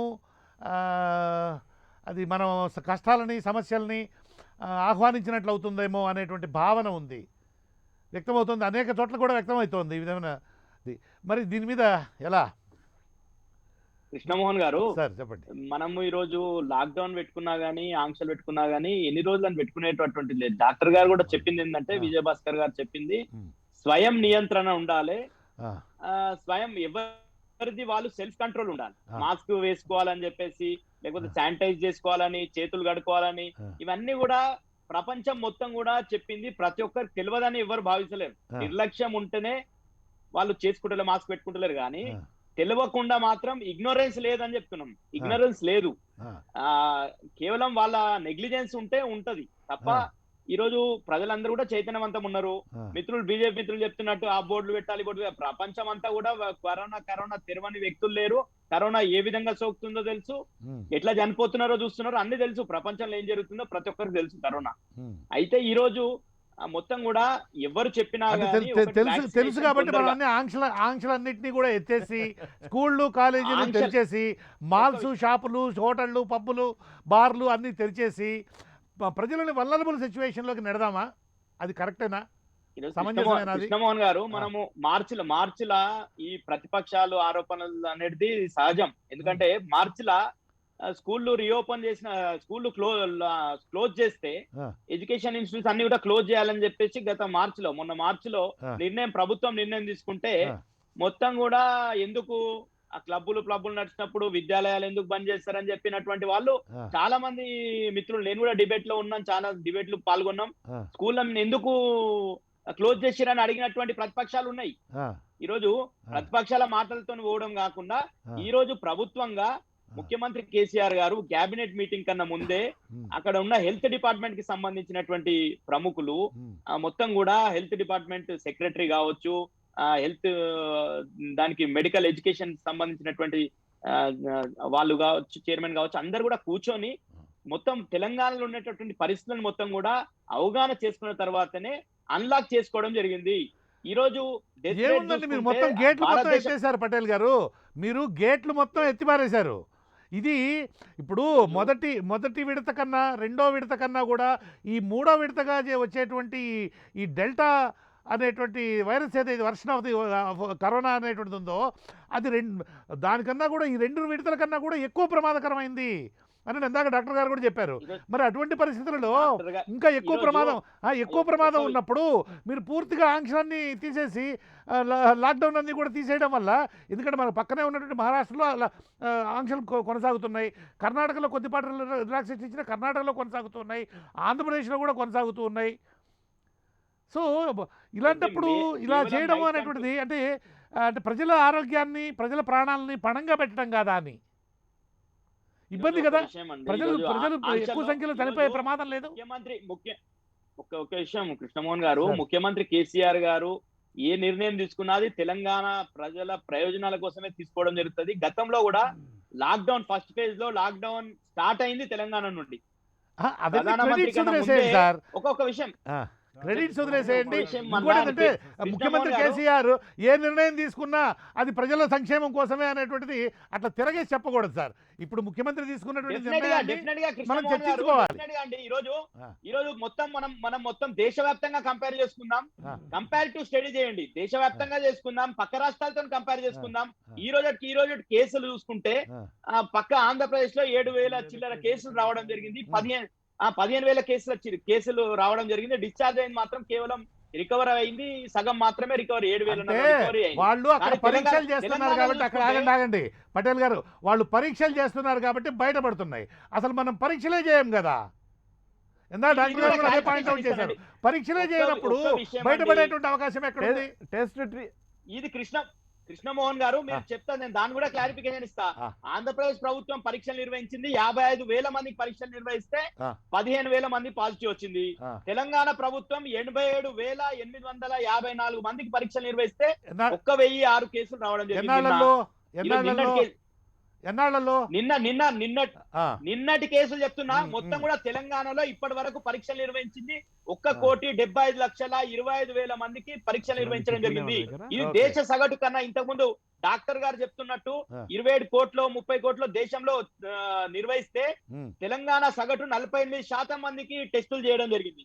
ఈ రోజు ఇదే విధంగా ఈ టెస్టులే కాకుండా జర పరీక్షలు అని చెప్పేసి దాదాపు మొత్తం కూడా జనాభాను మొత్తం కూడా చుట్టుముట్టినటువంటి 1,000 కోటి కుటుంబాలను మొత్తం కూడా గడపలను దట్టి ఆశా వర్కర్లు కావచ్చు, ఏఎన్ఎంలు కావచ్చు, జర పరీక్ష చేసి మొత్తం కూడా కేంద్రమే ఐసీఎంఆర్ కూడా ఈ దాన్ని ప్రశంసించి తెలంగాణ ప్రభుత్వం ఏదైతే జర పరీక్ష నిర్వహిస్తుందో కోవిడ్ వల్ల సంభవించినటువంటి మరణాలని అవన్నీ కూడా దాచిపెట్టేసి ఆ ఫిగర్సే తప్పుడు లెక్కలు ఇస్తూ ఉంటారు. ఆ విషయం రికార్డెడ్ గా కూడా దొరికిపోయా. ఎందుకంటే మీ జిల్లా తెలంగాణలో ఉండండి తెలంగాణలో రాష్ట్ర వ్యాప్తంగా ఉన్నటువంటి అన్ని జిల్లాలలో జిల్లా ప్రజారోగ్య వైద్య శాఖాధికారులు ఇచ్చినటువంటి ఫిగర్కి రాష్ట్ర స్థాయిలో హైదరాబాద్ నుంచి విడుదల చేస్తున్నటువంటి ఫిగర్స్ని కంపేర్ చేసి చూస్తే చాలా దారుణం. అంటే ఒరిజినల్గా ఒక 1000 మంది 10,000 మంది చచ్చిపోతే 1000 మంది చచ్చిపోతున్నట్లుగా చెప్తున్నారు. అంటే లేదండి, జరుగుతున్నటువంటి మరణాల కన్నా కూడా 10 రెట్లు ఎక్కువ మరణాలు జరుగుతూ ఉన్నాయి, కానీ మనకు 10 తక్కువ చేసి చూపిస్తున్నటువంటి పరిస్థితి ఉంది. అక్కడే అది రికార్డెడ్గా దొరికిపోయింది. ఈ విషయం మీద చాలా ప్రజలందరికీ తెలుసు. ఇది మనం కూడా చర్చా కార్యక్రమం కూడా పెట్టాం. ఒక్క విషయం కృష్ణమోహన్ గారు, చాలా మందికి తెలియనటువంటిది ఏంటంటే, మిత్రులు డాక్టర్ గారు ఉన్నారు, పెద్దలు విజయభాస్కర్ గారు కూడా చెప్తారు. దీని మీద క్లారిఫికేషన్ అడుగుతున్నా నేను కూడా. ఏంటంటే ఈ రోజు కోవిడ్ వస్తుంది, కోవిడ్ వచ్చిన తర్వాత హాస్పిటల్లో అడ్మిట్ అవుతున్నాడు, కోవిడ్ రికవరీ అవుతున్నాడు, కోవిడ్ టెస్ట్ లో నెగిటివ్ వస్తుంది, తర్వాత వారం తర్వాత రికవర్ అయిన తర్వాత హార్ట్ స్ట్రోక్ రావడమో ఇంకోటి వచ్చి చనిపోవడం జరుగుతుంది. దాన్ని కోవిడ్ డెత్ గా ఎట్లా తీసుకుంటారండి? కోవిడ్ డెత్ గా ఏ విధంగా తీసుకుంటారు? ఫాలో అప్ లో మిగతా వాళ్ళ దగ్గర కోవిడ్ నెగిటివ్ వచ్చిన తర్వాత కూడా చనిపోవడం, దాని గురించి ఇప్పుడు ఆ చనిపోయిన కేసులన్నీ కూడా కోవిడ్ డాక్టర్ గారు మీ దానికి రెస్పాండ్ అవుతున్నానంటారు. వెయిట్ చేయండి డాక్టర్ గారు. విజయభాస్కర్ గారు, కోవిడ్ అన్నది కేవలం 7 నుంచి 14 రోజులే మన శరీరంలో ఉంటుందండి. ఆ తర్వాత అది వదిలేసిన దాని కాంప్లికేషన్స్ మన ఒంటిలో ఉంటాయి. ముఖ్యంగా ఊపిరితిత్తులలో కోవిడ్ కణాలు గూడు కట్టుకొని అవి ఒక నంజులాగా తయారైపోయి ముద్దలాగా ఊపిరితిత్తులను తయారు చేస్తుంది. ఎందుకు తయారు చేస్తుంది? ఊపిరితిత్తులలో పల్మనరీ ఎడిమా అని ఒక వాటర్ ని క్రియేట్ చేస్తుంది. దాన్నే మనం నంజు అంటాం. తద్వారా కణాలు ఉబ్బిపోయి గాలి బుడగలు లాంటి అల్యూలై ఉంటాయి. గాలి బుడగలు లాంటి అల్యూలై లో కార్బన్ డైఆక్సైడ్ ఆక్సిజన్ ఎక్స్చేంజ్ అవుతుంది. ఎక్కడైతే ఈ కణాలు ఉబ్బిపోతాయో అక్కడ కణాల చుట్టూ ఉండే రక్తనాళాలు బ్లాక్ అవుతాయి, క్లాట్ అయిపోతాయి. ఈ క్లాటింగ్ మెకానిజం నే మేము పల్మనరీ ఎంబాలిజం అంటాం. సో ఎప్పుడైతే కొన్ని లక్షల కోట్ల కణాలు దెబ్బతిని ముద్దగట్టకపోతాయో దానికోసం మనం స్టెరాయిడ్ ఇపారిన్ ఊపిరితిత్తులకు ఇస్తాం. దానివల్ల నంజును తక్కువ చేయొచ్చు, ఈ గడ్డగట్టుకున్న రక్తాన్ని కూడా పలచం చేయొచ్చు. కానీ ఎప్పుడైతే హెచ్ఆర్సిటీలో మనకు సైకిల్స్ మోర్ దెన్ 20 ఉంటుందో, 24, 22, 23/25 ఉంటుందో, ఎప్పుడైతే ఆర్టీపీసీఆర్ మనకు మోర్ దెన్ 13 ఉంటుందో అవి మనకు తీవ్రత యొక్క డిసీజ్ తీవ్రత అని చెప్తుంది. సో ఎప్పుడైతే ఊపిరితిత్తులలో రక్తనాళాలు బ్లాక్ అవుతాయో, వాటి క్లాట్స్ లాగా తయారైతాయో, అవి డిస్లాడ్జ్ అయ్యి ఊపిరి గుండెకు పోతుంది, బ్రెయిన్ కు పోతుంది, అలాగే కిడ్నీలకు పోతాయి. అంతేకాకుండా మన లివర్ కు కూడా పోతాయి. డాక్టర్ గారు ఒక్క నిమిషం. డాక్టర్ గారు మీరు ఇయర్ ఫోన్స్ పెట్టుకోవాలి సార్. డాక్టర్ గారు కొన్ని ప్రాబ్లమ్స్ ఉంటాయి. డాక్టర్ గారు ఈ క్లాట్స్ స్లోగా హార్ట్ బ్లాక్ చేయడం వల్ల మయోకార్డియల్ ఇన్ఫాక్షన్ వచ్చి చనిపోయే ఉంటుంది. ఇది మనకు బాలసుబ్రహ్మణ్యం విషయంలో మనం చూసినాం. ఆయన 7 కోట్లు ఖర్చు పెట్టుకొని ఎక్మో ట్రాన్స్మిషన్ చేసిన తర్వాత కూడా ఎక్సర్సైజ్ చేస్తూ రికవర్ అవుతున్నాడు. రేపు ఇంటికి వెళ్ళిపోతాడు అనగా సడన్ గా హార్ట్ అటాక్ వచ్చింది. దట్ ఈస్ బికాస్ ఆఫ్ ఈ ఎడిమా. డాక్టర్ గారు మీరు ఫస్ట్ ఇయర్ ఫోన్స్ పెట్టుకోండి సార్. ఇయర్ ఫోన్స్ పెట్టుకోండి. మీకు ఇయర్ ఫోన్స్ మీరు పెట్టుకోకపోవడం వల్ల నేను మీతో కమ్యూనికేషన్ సాధ్యం కావడం లేదు నాకు. మీరు ఇయర్ ఫోన్స్ తీయకండి. ఇయర్ ఫోన్స్ మీ దగ్గర ఉన్నప్పుడు మాత్రమే నేను మీతో మాట్లాడాలనుకుంటే అప్పుడు అవకాశం ఉండదు దయచేసి. Okay, thank you. ఇప్పుడు పటేల్ గారు అడిగినటువంటి దాంట్లో ఒక ప్రశ్న కొంచెం క్లారిఫై చేయండి sir, since you are a medical expert. ఇప్పుడు కోవిడ్ వచ్చింది, లోపల శరీరం లోపల రోగి శరీరం లోపల చేయాల్సినటువంటి డ్యామేజ్ అంతా చేసేసి కరోనా మాత్రం వెళ్ళిపోయింది, కోవిడ్ మాత్రం వెళ్ళిపోయింది. ఆ తర్వాత కరోనా వెళ్ళిపోయినప్పటికీ అది చేసినటువంటి డ్యామేజ్ వల్ల జరిగేటువంటి మరణాన్ని కోవిడ్ మరణం అంటామా, లేదా అది హార్ట్ అటాకు, లేకపోతే అదేది ఆస్థమాటిక్ మరణం, లేకపోతే బ్రాంకైటిస్ మరణం అని అంటామా? సూటిగా చెప్పండి సార్ దయచేసి. పోస్ట్ కోవిడ్ కాంప్లికేషన్ డెత్ అంటామండి. పోస్ట్ కోవిడ్ కాంప్లికేటెడ్ డెత్ అంటామండి. పోస్ట్ కోవిడ్ అంటే అసలు కోవిడ్ అనేటువంటిది డైరెక్ట్ గా, ఒక్క నిమిషం డాక్టర్ గారు, ఒక్క నిమిషం. అసలు కోవిడ్ అనేటువంటిది డైరెక్ట్ గా ఒక రోగిని చంపుతుందా? ఈ ఊపిరితిత్తులు డ్యామేజ్ చేసి చంపేదే కోవిడ్ వల్ల ఆ, కదా. అంటే కోవిడ్ ఇంకా అన్నది పోస్ట్ కోవిడ్ అన్నా మీరు కోవిడ్ అన్నా పోస్ట్ కోవిడ్ అన్నా అది కరోనా కోవిడ్ వల్లనే చనిపోతున్నాడు కదా. ఆక్సిజన్ ఎక్స్చేంజ్ కాక చనిపోవడం జరుగుతుంది. అదే అంటే అది కోవిడ్ మరణంగానే భావించాలి మనం. కోవిడ్ రోగి 100%. అది రోగి అదొక వైరస్, విరులెంట్ వైరస్ వల్ల ఆ, మన బాడీలో రోగ నిరోధక శక్తి సఫిషియెంట్ లేకపోతే ఆ, కాంప్లికేషన్స్ డెవలప్ అయి ఆ, డెత్ అయ్యే ఛాన్స్ ఉంటది. ఆ, ఊపిరితిత్తులే కాదు, హార్ట్ అటాక్స్ రావచ్చు, ఉమ్, కిడ్నీలు ఫెయిల్ అవ్వచ్చు, ఉమ్. బ్రెయిన్ స్ట్రోక్ కూడా రావచ్చు. నేను ఒక చిన్న ఎగ్జాంపుల్ చెప్తాను. ఒక వ్యక్తిని కత్తితోటి పొడిచామని అనుకోండి, ఆ మనిషి ఇమ్మీడియట్గా చచ్చిపోలేదు, కానీ వాడికి హాస్పిటల్లో చికిత్స పొందుతూ ఒక వారం రోజుల లోపల చచ్చిపోయినాడు అనుకోండి, ఆ మనిషి కత్తిపోటు కారణంగా చచ్చిపోయినట్లే కదా. పొడవడమే కదా. ఇన్ఫెక్షన్ రావచ్చిందో, వాడికి ఆ, ఇంకేదైనా వచ్చిందో, ఆ, ఇన్ఫెక్షన్ వచ్చి ఉంటుంది కదా. అదే అంటే ఆ మనిషి కత్తిపోటు, ఆ మనిషి ఆ రోగి, ఒక్క నిమిషం, ఆ రోగి కత్తిపోటు కారణంగా చనిపోయినట్లే కదా. ఆ, అలాగే బేసిక్ గా కాజ్ ఆఫ్ ఇంజురీగా, కాజ్ ఆఫ్ డెత్ ప్రైమరీగా మనము స్టాబింగ్ అని పెట్టుకుంటాం కదా. అంతే కదా. అలాగే కరోనా కూడా, కరోనా వల్ల ఊపిరితిత్తుల్లో ప్రాబ్లం రావచ్చు, గుండెలో ప్రాబ్లం రావచ్చు, మూత్రపిండాలలో ప్రాబ్లం రావచ్చు, రకరకాలైన ప్రాబ్లమ్స్ రావచ్చు. ఏదొచ్చినా కూడా అది కరోనా మరణంగానే భావించాలి కదా. అదే కదా. ఆ. ఇప్పుడు కరోనా అనేది సెల్ఫ్ లిమిటింగ్ డిసీజ్, రికవర్ అయిన 92% ఇళ్లలో హ్యాపీగా ఉంటున్నారండి. ఓకే, మేము కరోనా కాంప్లికేషన్స్ 8% ట్రీట్ చేస్తున్నాము, ఓకే. అంతే తప్ప మేము 92% ట్రీట్ చేయట్లేదు. ఆహాహా. సార్, డాక్టర్ గారు ఒక్క నిమిషం. రికవర్ అవుతున్నారు, ఆ, రోగ నిరోధక శక్తితో రికవర్ అవుతున్నారు. ఆ. కేవలం 8% కాంప్లికేషన్స్ మేము ట్రీట్ చేస్తున్నాం. ఆహాహా. కరోనా నిజంగా చెప్పాలంటే ఆ. ఎర్లీ స్టేజ్ లోనే యాంటీవైరల్ డ్రగ్స్ పనిచేస్తాయి, కానీ ఆ, లేట్ అయినా కొద్దీ యాంటీవైరల్ డ్రగ్స్ లాంటి ఐవర్మెక్టిన్ గానీ, ఫ్యాబిఫ్లూ గానీ, రెమ్డెసివిర్ గానీ ఇంకేవి పనిచేయవు. పనిచేయవు. అదే కూడా కాకుండా కరోనాకు డైరెక్ట్గా కరోనాను తగ్గించేటువంటి మందు అనేటువంటిది ఈ రోజు వరకు లేదు. రెమ్డెసివిర్ అనేది ఎర్లీ స్టేజ్ లో సైకిల్స్ అంటే రెప్లికేషన్ పెరిగే అవును, వైరస్ ని కంట్రోల్ చేయడానికి రెమ్డెసివిర్ హెల్ప్ చేస్తుంది, అంతే. కానీ అది స్టేజ్ 1 లో ఇవ్వాలి. ఆ, స్టేజ్ 2 లోనో 3 లోనో 4 లోనో ఇస్తే మనిషికి ఉపయోగం లేదు. ఆ, రెమ్డెసివిర్ ఉపయోగం ఉంది, యాంటీవైరల్ ఎఫెక్ట్ ఉంది, కానీ అది ఎర్లీ స్టేజ్ ఇస్తేనే అంతే. కంట్రోల్ అవుతుంది. ఒక్క నిమిషం డాక్టర్ గారు, ఎర్లీ స్టేజ్లో జనరల్గా గుర్తించడము, నాకు కరోనా వచ్చింది అనేటువంటి విషయం మోస్ట్ ఆఫ్ ది కేసెస్లో గుర్తించడం జరగదు, హాస్పిటల్కి వెళ్ళడం జరగదు, రెమిడిసివిర్ని తీసుకోవడం అనేటువంటిది జరగదు. ఇది సాధారణమేనా? కరోనా వచ్చింది కేవలం సిమ్టమ్స్ కాదండి, సిమ్టమ్స్ ఉన్నా లేకున్నా ఓకే, రెగ్యులర్ స్క్రీనింగ్ లో మనకి యాంటీజెన్ టెస్ట్ చేస్తే 50-50 ఛాన్సెస్ కరోనా కనబడుతుంది. ఆర్టీపీసీఆర్ చేస్తే 90% తెలుసుకోవడం జరుగుతుంది. ఓకే, అప్పుడు వాళ్ళని ఐసోలేట్ చేస్తే మనం చైన్ బ్రేక్ చేయగలుగుతాం. బేసిక్ లక్షణాలు ఉన్న వాళ్ళకు దగ్గులు, తుమ్ములు, ఒళ్ళు నొప్పులు, జ్వరం ఉన్నప్పుడు వాళ్ళు అక్కడ నుంచి ఆయాసం అంటే సాచురేషన్ తగ్గడము, ఆయాసం పెరగడం లాంటి స్టేజ్ కి వచ్చినప్పుడు దాన్ని మైల్డ్ టు మోడరేట్ ప్రాబ్లమ్స్ అంటాం. అప్పుడు మనం రెమ్డెసివిర్ ఇంజెక్షన్ ఇవ్వగలిగితే అప్పుడు రెప్లికేషన్ ని కంట్రోల్ చేయగలుగుతుంది.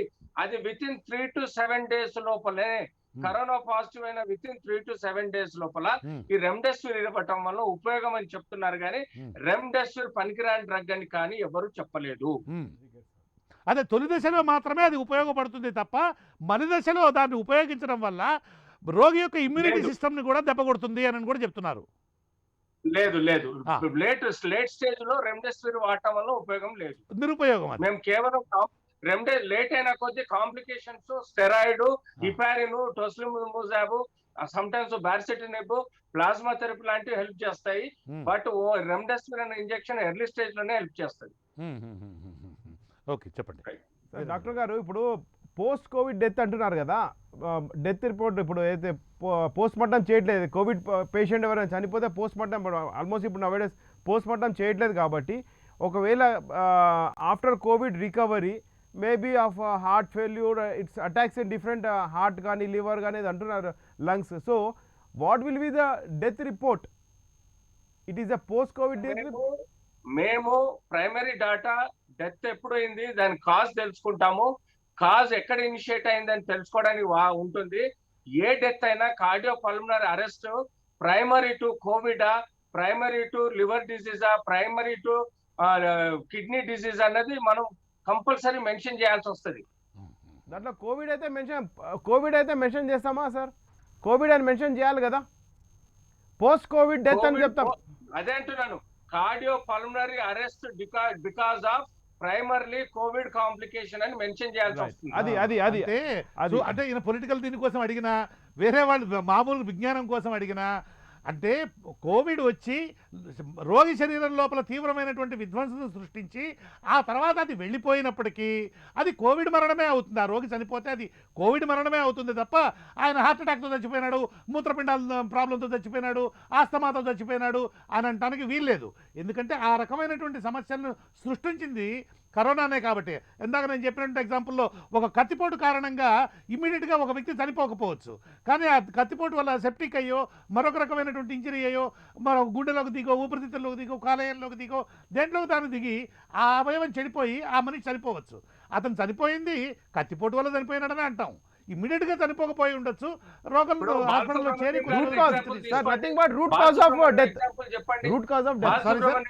కోవిడ్ కాంప్లికేషన్ తర్వాత హార్ట్ అటాక్ వచ్చి చనిపోయారు కదా. Exactly what exactly happened. అంత పెద్ద మనిషి ఎక్మో థెరపీ వరకు పోయి రికవర్ అయ్యి ఫిజియోథెరపీలో ఉండగా సడన్ గా హార్ట్ అటాక్ వచ్చింది. అది పోస్ట్ కోవిడ్ కాంప్లికేషనే కదా. అందుకనే కోవిడ్ తర్వాత వెంటిలేటర్ నుంచి కానీ ఆక్సిజన్ నుంచి రికవర్ అయిన ఐసీయూ పేషెంట్ 6 నెలల నుంచి సంవత్సరం వరకు చాలా జాగ్రత్తగా ఉండాల్సిన అవసరం ఉంది. సార్ ఇంకొకటి ఇన్సూరెన్స్ సార్, ఇప్పుడు ఇంకొకటి, ఇప్పుడు హాస్పిటల్స్లో ఇన్సూరెన్సెస్, ఇప్పుడు పాత మెడికల్ ఇన్సూరెన్స్ ఏవైతే ఉన్నాయో మళ్ళీ ఇప్పుడు ఈ స్పెషల్గా వాళ్ళు ఈ కరోనా కోసం స్పెషల్ ఇన్సూరెన్స్ ఏమైనా చేయించుకోవాలా, లేదా మామూలుగా కరోనా అయితే అది problem any insurance companies covered? ఇప్పుడు రెగ్యులర్ ఇన్సూరెన్స్ కిందనే ఇది పర్వ్యూ అవుతుందండి. ఇన్సూరెన్స్ మెడిక్లెయిమ్ కంపెనీస్ అన్ని యాక్సెప్ట్ చేస్తున్నారు. రెగ్యులర్ ఇన్సూరెన్స్ వాళ్ళు దీన్ని క్లెయిమ్ చేసుకోవచ్చు. మేము కూడా ఇప్పుడు క్లెయిమ్ చేస్తున్నాం. అది ఇన్సూరెన్స్, బికాజ్ చాలా మంది కన్ఫ్యూజ్ అవుతున్నారు, మళ్ళీ సెపరేట్ రెన్యూ చేసుకోవాలి. Regular insurance mediclaim policy use అవుతుంది, కోవిడ్ కూడా క్లెయిమ్ ఇస్తున్నారు. yes that's nice, yeah, clarity. ఈ పటేల్ గారు, మీరు రైజ్ చేసినటువంటి డౌట్కి డాక్టర్ గారు క్లారిటీ ఇచ్చేశారు. సో ఏ రకంగా చూస్తున్నప్పటికీ విజ్ఞానవంతులైనటువంటి వాళ్ళకి, చదువుకున్నటువంటి వాళ్ళు కానీ, వైద్య రంగంలో ఉన్నటువంటి వాళ్ళు కానీ, ఇలా అనేక రంగాలలో ఉన్నటువంటి వాళ్ళని తీసుకున్నట్లయితే ఈ దశలో తెలంగాణ రాష్ట్రంలో ఆంక్షల సడలింపు అనేటువంటిది ఆరోగ్యప్రదమైనటువంటి పరిణామం మాత్రం కాదు. ఇది ప్రమాద హేతు అయ్యేటువంటి, ప్రమాదానికి కారణం తలుపులు తీసేటువంటిది పరిస్థితి ఉన్నది, అవకాశం ఉన్నది, ప్రమాదం ఉన్నది అనేటువంటి భావన వ్యక్తం అవుతోంది. ఈరోజు ఒక్కొక్క నిపుణులు ఒక్కొక్కరు చెప్తున్నాడు.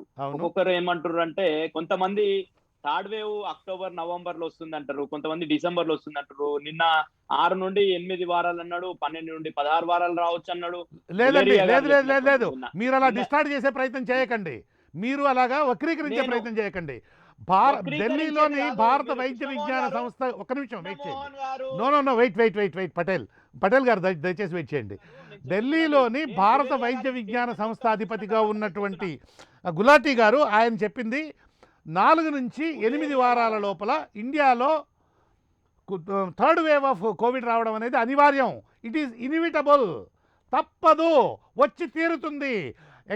సాధారణంగా కనుక ఈ కోవిడ్ మరొక ఇది ఐసీఎంఆర్ చెప్పలేదు, ఇది గులేరియా గారు చెప్పిండ్రు.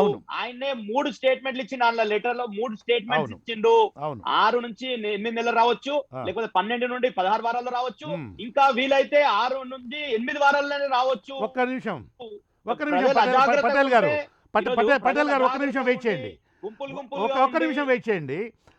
కెనడాలోని టొరంటోలో ఉన్నటువంటి డల్లా లానా స్కూల్ ఆఫ్ పబ్లిక్ హెల్త్లో ప్రొఫెసర్గా పనిచేస్తున్నటువంటి ఎపిడమాలజిస్ట్ ప్రభాత్ జా అనేటువంటి ఆయన కూడా 2 నెలల లోపల ఇండియాలో థర్డ్ వేవ్ ఆఫ్ కరోనా అనేటువంటిది హిట్ చేయబోతున్నది అని అంటూ చెప్పాడు. ఈయన ప్రపంచ ప్రఖ్యాతమైనటువంటి ఎపిడమాలజిస్ట్, అంటే ఈ అంటువ్యాధులకు సంబంధించినటువంటి డాక్టర్ గారు. అదేవిధంగా వెల్లూరు, తమిళనాడులోని వెల్లూరులో క్రిస్టియన్ మెడికల్ కాలేజీలో ఉన్నటువంటి మైక్రోబయాలజిస్టు, వైరాలజిస్టు, ఆ తర్వాత గ్యాస్ట్రో ఇంటెస్టైనల్ సైన్సెస్కి సంబంధించినటువంటి డాక్టర్ గారు గంగాదీప్ కంగ్, ఈ మేడము, ఈమె కూడా అదే విషయాన్ని చెప్పింది. భారతదేశంలోకి థర్డ్ వేవ్ ఆఫ్ కరోనా అనేటువంటిది రావడం అనివార్యం, it is only matter of time. ఎంత ఫాస్ట్గా Okay. వస్తుందంటే నార్మల్గా Okay, కృష్ణమోహన్ ఒక వేవ్ గారు. తర్వాత ఒక నిమిషం, ఒక వేవ్ తర్వాత ఇంకో వేవ్ రావాలి అంటే నార్మల్గా 5-6 నిమిషాలు పడుతుంది. కానీ ఆంక్షలన్నీ ఎత్తేస్తే జనం కనుక విపరీతంగా రోడ్ల మీదకి వచ్చి మార్కెట్లలోకి వచ్చి స్టాల్స్లో మాల్స్లో కనుక తిరుగుతూ జాగ్రత్త ఎంత డాక్టర్ గారు చెప్పినటువంటి జాగ్రత్తలు కనుక పాటించకపోయేట్లయితే ఇది నెల 15 రోజుల్లోనే వచ్చేయచ్చు అని చెప్పారు ఆవిడ కూడా. అదేవిధంగా Indian Institute of Science Education and Research, పూనాలో ఉన్నటువంటి Indian Institute of Science Education and Research ISSER అనేటువంటి ఆర్గనైజేషన్కి చెందినటువంటి వినీత్ బాల్ అనేటువంటి డాక్టర్ గారు కూడా ఇదే చెప్పారు. అదేవిధంగా association of health care providers of India దాని జాతీయ అధ్యక్షుడు అయినటువంటి డాక్టర్ అలెక్స్ థామస్ ఫిలిప్ అనేటువంటి ఆయన కూడా ఇదే విషయాన్ని చెప్పారు. అదేవిధంగా all India institute of medical sciences ఢిల్లీలో ఉన్నటువంటి అఖిల భారత వైద్య విజ్ఞాన సంస్థకు మాజీ అధిపతిగా పనిచేసినటువంటి డాక్టర్ MC మిశ్రా అనేటువంటి ఆయన ఇదే విషయం చెప్పారు. వీళ్ళందరూ కూడా అంటే ప్రపంచ ప్రఖ్యాతమైనటువంటి పేరు ప్రతిష్టలు ఉన్నటువంటి ఈ అంటువ్యాధుల నిపుణులు, ఈ రకమైనటువంటి ఈ కరోనా వంటి వ్యాధుల చికిత్సలు, వాటిని చికిత్స చేయడంలో అనుభవజ్ఞులు, పేరు ప్రతిష్టలు, పరిశోధకులుగా ఉన్నటువంటి డాక్టర్లు, ఇన్ అడిషన్ టు ప్రస్తుతం ఢిల్లీ భారత వైద్య విజ్ఞాన సంస్థకు సంబంధించినటువంటి అధిపతిగా ఉన్నటువంటి గులేరియా, వీళ్ళందరూ చెప్తున్నది ఏంటంటే భారతదేశానికి అతి త్వరలో, అత్యంత త్వరలో, సుమారుగా నెల రోజుల నుంచి నెల 15 రోజుల్లో థర్డ్ వేవ్ ఆఫ్ కరోనా అనేది రాబోతున్నది. ఎలా ప్రిపేర్ అవుతున్నారు వీళ్ళు? గత ఆల్మోస్ట్ ఒక 1.5 ఇయర్స్గా అనుభవం ఉంది కదా, ఈ అనుభవం వీళ్ళకి ఏమైనా ఉపయోగపడుతుందా, ఉపయోగపడదా? దాని నుంచి గుణపాఠాలు ఏమైనా, ఎంత డాక్టర్ గారు చక్కగా చెప్పారు, గుణపాఠాలు ఏమైనా టైం ఇచ్చింది. ఒరే నాయన నేర్చుకుంటారా, బుద్ధి తెచ్చుకుంటారా అని టైం ఇచ్చింది కరోనా అని చెప్పారు. కానీ మనం నేర్చుకున్నటువంటి వైనం కనబడడం లేదు. ఇంతమంది చెప్తున్నప్పుడు కూడా దాన్ని మరి ఆ ప్రమాదాన్ని మనం దృష్టిలో పెట్టుకోవాలి కదా. అలా ఏమీ చేస్తున్నటువంటి వైనం కనపడడం లేదు పటేల్ గారు. ఇప్పుడు చెప్పండి, మీరు వాళ్ళు వీళ్ళు చెప్పడం కాదు, వీళ్ళందరూ కూడా టాప్ క్లాస్ పీపుల్, వీళ్ళందరూ చెప్తున్నది ఒకటే మాట. చెప్పండి.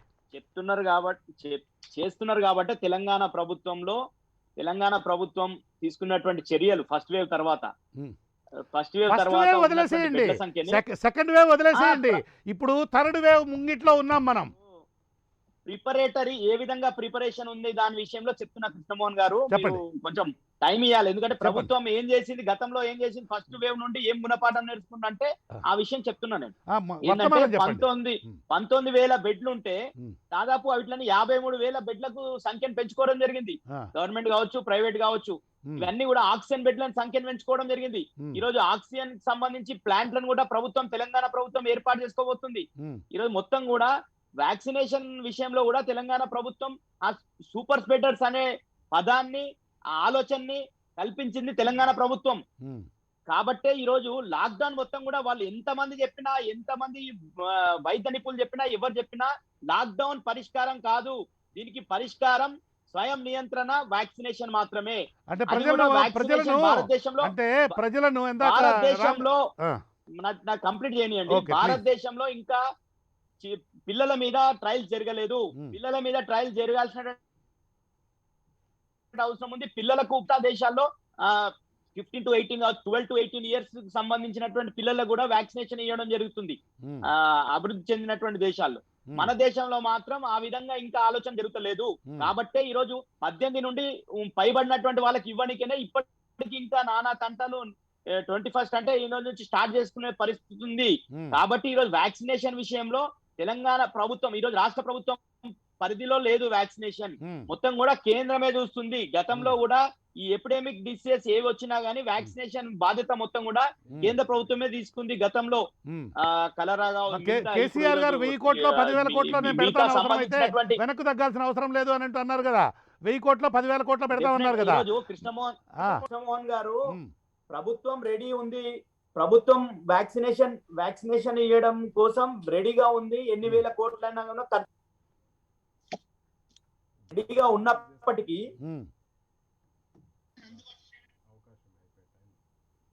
చెప్పండి పటేల్ గారు. మొత్తం కూడా కేంద్ర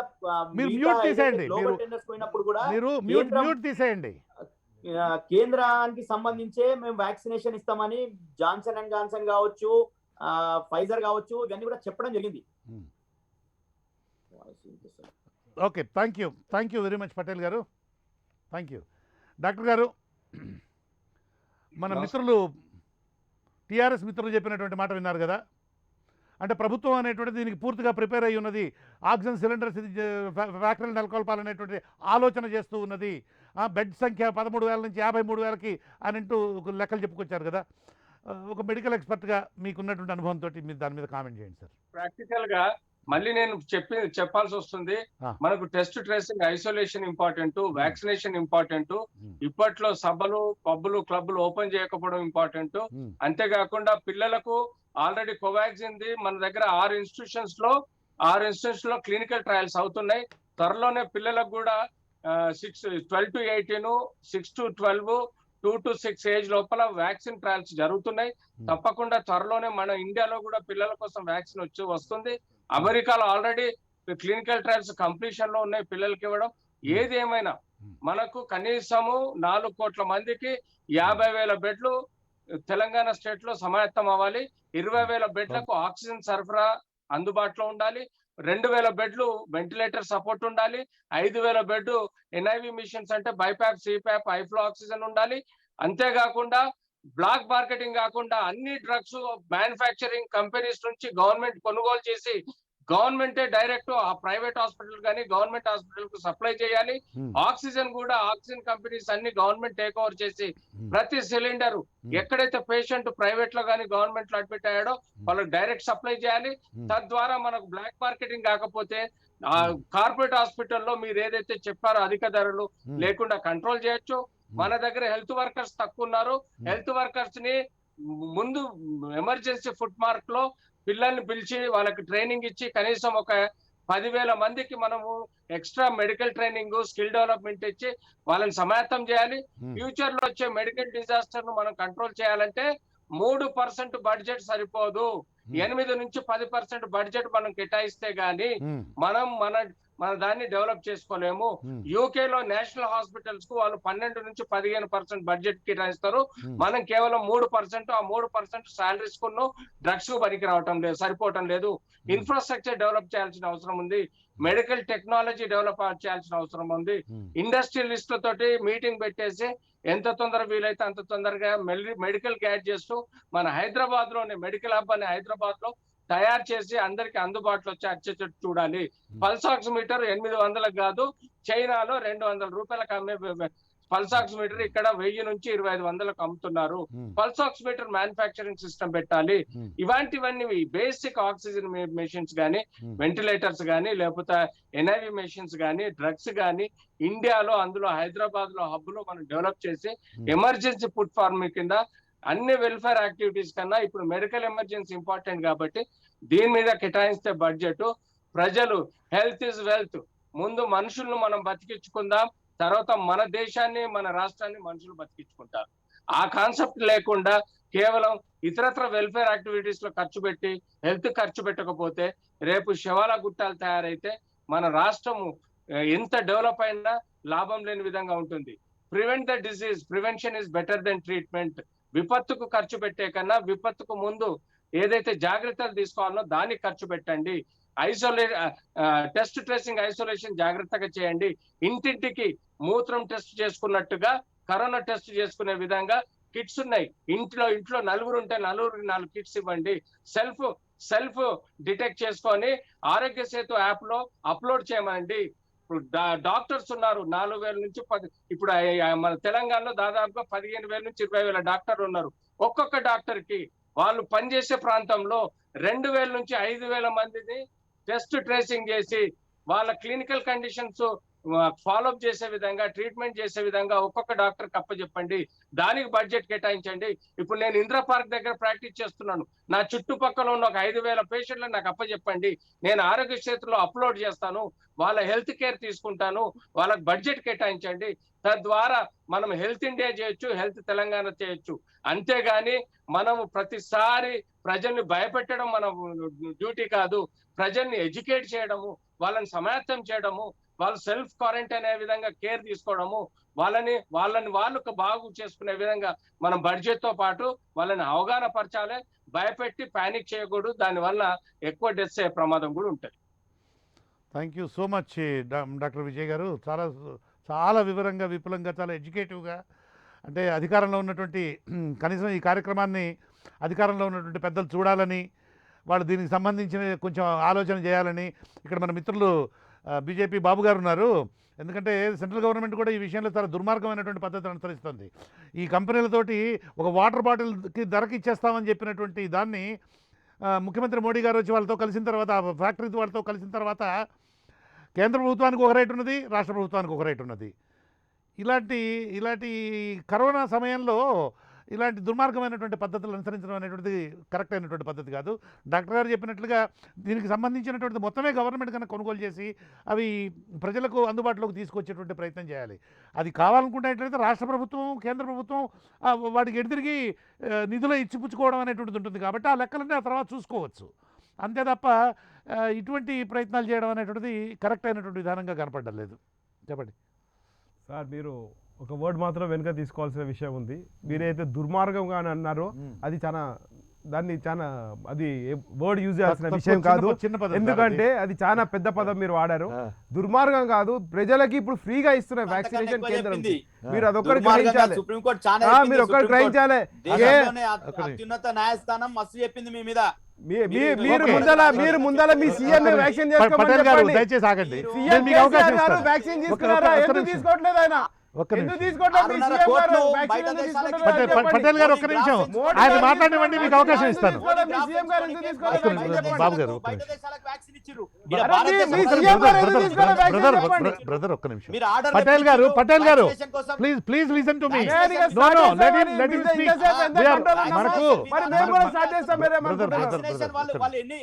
పటేల్ గారు ప్లీజ్ వెయిట్.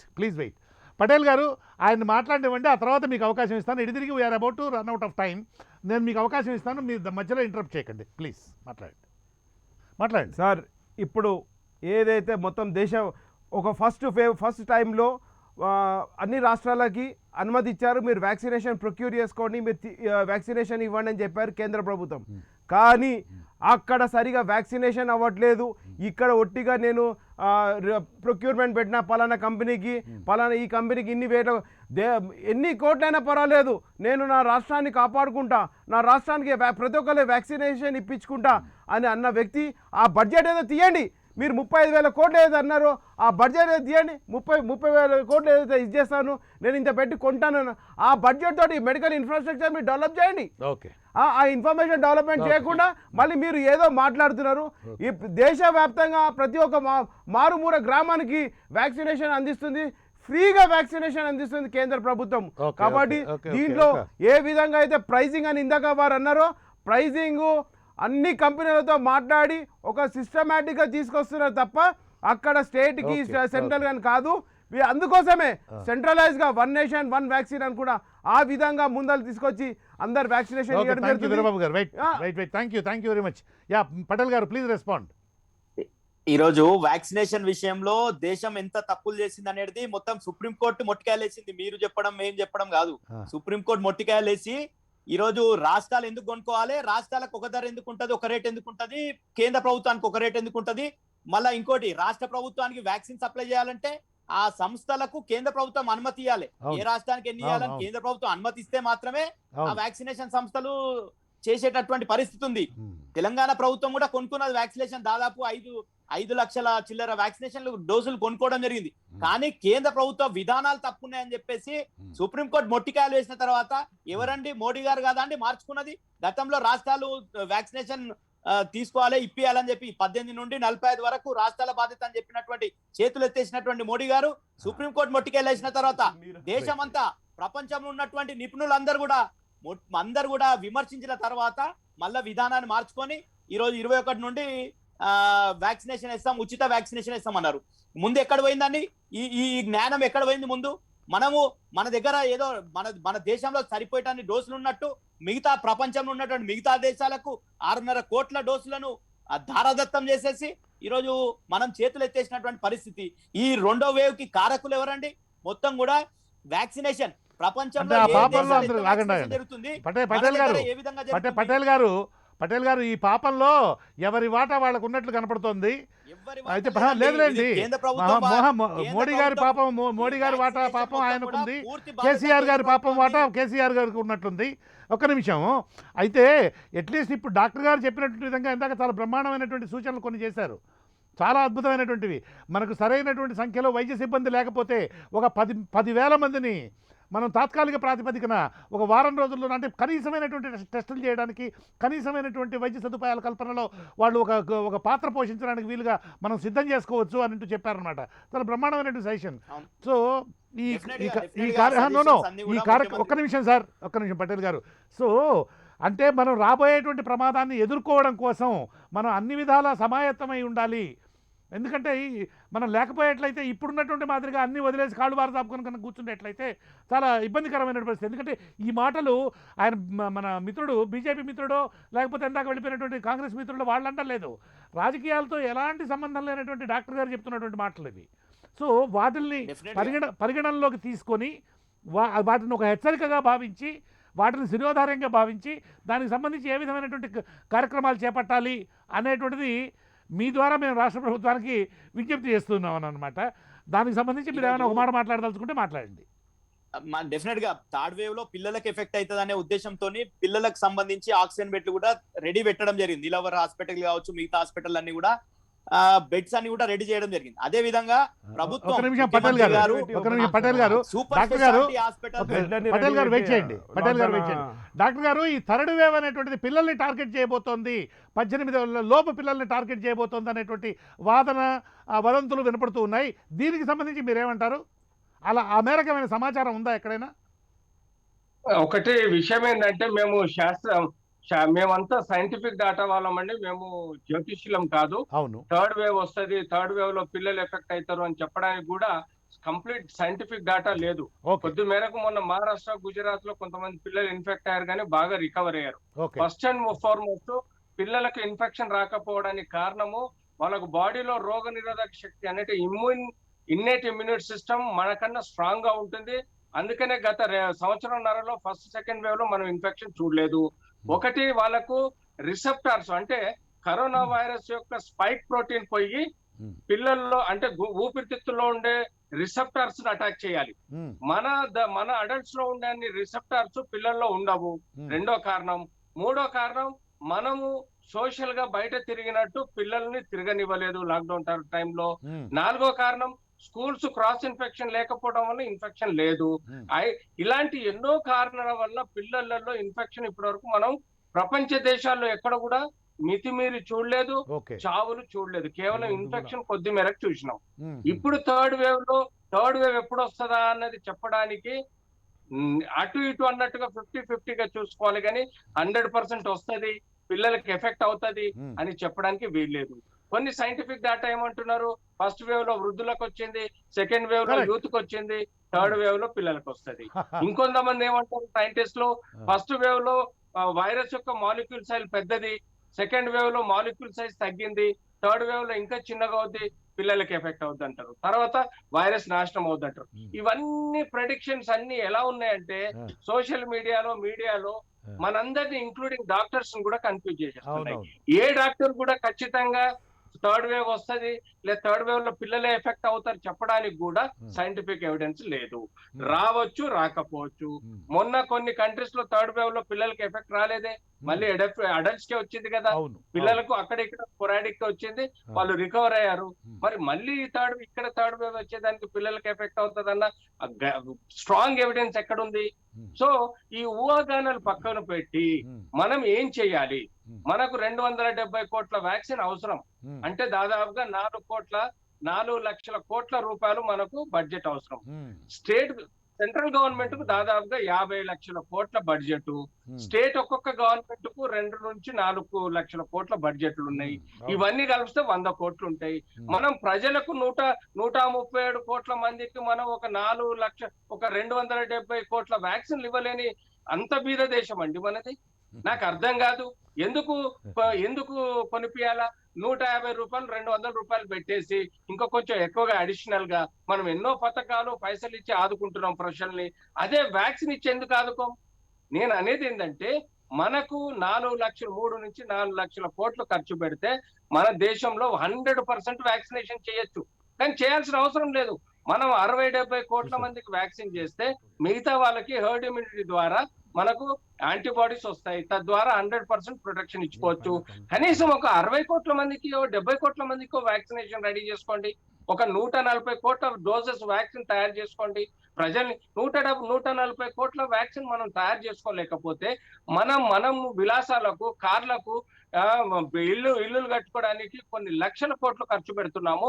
ఒక హెల్త్ పాయింట్ ఆఫ్ వ్యూ మనకు ఒక 1-2 లక్షల కోట్లు ఖర్చు పెట్టేసి ప్రజలకు ఎమర్జెన్సీ యుద్ధ ప్రాతిపదికన ఒక 6 నెలలు, సంవత్సరం లోపల రోజుకు కోటి డోసెస్ మనం ఇవ్వగలిగితే కనీసం మనం 6 నెలల్లో కొంతమేర కంప్లీట్ చేసుకొని మన ప్రజలుగా, ఇప్పుడు అమెరికాలో ఏమైందండి, 33 కోట్ల మందికి వాళ్ళు దాదాపుగా 25 కోట్ల మందికి వ్యాక్సిన్ ఇచ్చుకున్నారు. హ్యాపీగా మాస్కులు తీసేశాడు. ప్రెసిడెంట్ ఆఫ్ అమెరికానే మాస్క్ తీసేసి హ్యాపీగా ఉన్నాడు. ఆ మాత్రం మనం చేయలేమా? పోనీ కనీసం ప్రజలు లిటరసీ పెంచేసి మాస్క్ ధరించే విధంగా చేయలేమా? కనీసం టెస్ట్ ట్రేసింగ్ చేసి ఐసోలేషన్ చేయలేమా? సో ఇంత మనకు అవైలబిలిటీ ఉండంగా లాక్డౌన్ పెట్టేసి ఆర్థిక ఇబ్బందులు వచ్చే కన్నా ఈ 6 నెలల్లో, అంటే దాదాపుగా మనకు అక్టోబర్ నుంచి మార్చి, ఏప్రిల్ వరకు టైం ఉండే. ఆ టైంలో కనీసం మనము ఒక 70 కోట్ల మందికి వ్యాక్సినేషన్ చేసి ఉండి, లేకపోతే ప్రాపర్ టైంలో లాక్డౌన్ పెట్టుండో, లేకపోతే ట్రాన్స్పోర్టేషన్ ని కంట్రోల్ చేసో, ఇంటర్నేషనల్ ట్రాన్స్పోర్ట్ ని కంట్రోల్ చేసిండో, లేకపోతే టెస్ట్ ట్రేసింగ్ ఐసోలేషన్ చేసి ఉంటే ఈ సెకండ్ వేవ్, థర్డ్ వేవ్, ఇంకో వేవ్ అని భయపడాల్సిన అవసరం లేదు. ప్రజల్ని భయపెట్టాల్సిన అవసరం లేదు. ఇవన్నీ ప్రాక్టికల్ గా మన ఇండియన్ గవర్నమెంట్ ఆలోచించాల్సిన విషయము. ఇది చేయటం లేదు. Thank you very much doctor గారు. Thank you so much. ఈ కార్యక్రమంలో పాల్గొని చాలా విలువైనటువంటి విషయాలు మా వీక్షకులకు అందరికీ తెలియజేసినందుకు thank you sir. Thank you very much. అలాగే వీరేంద్ర బాబు గారు, పటేల్ గారు, నమస్కారం అండి. Thank you. ఇది ఈరోజు స్ట్రైట్ టాక్ చర్చా కార్యక్రమం. చూస్తూనే ఉండండి.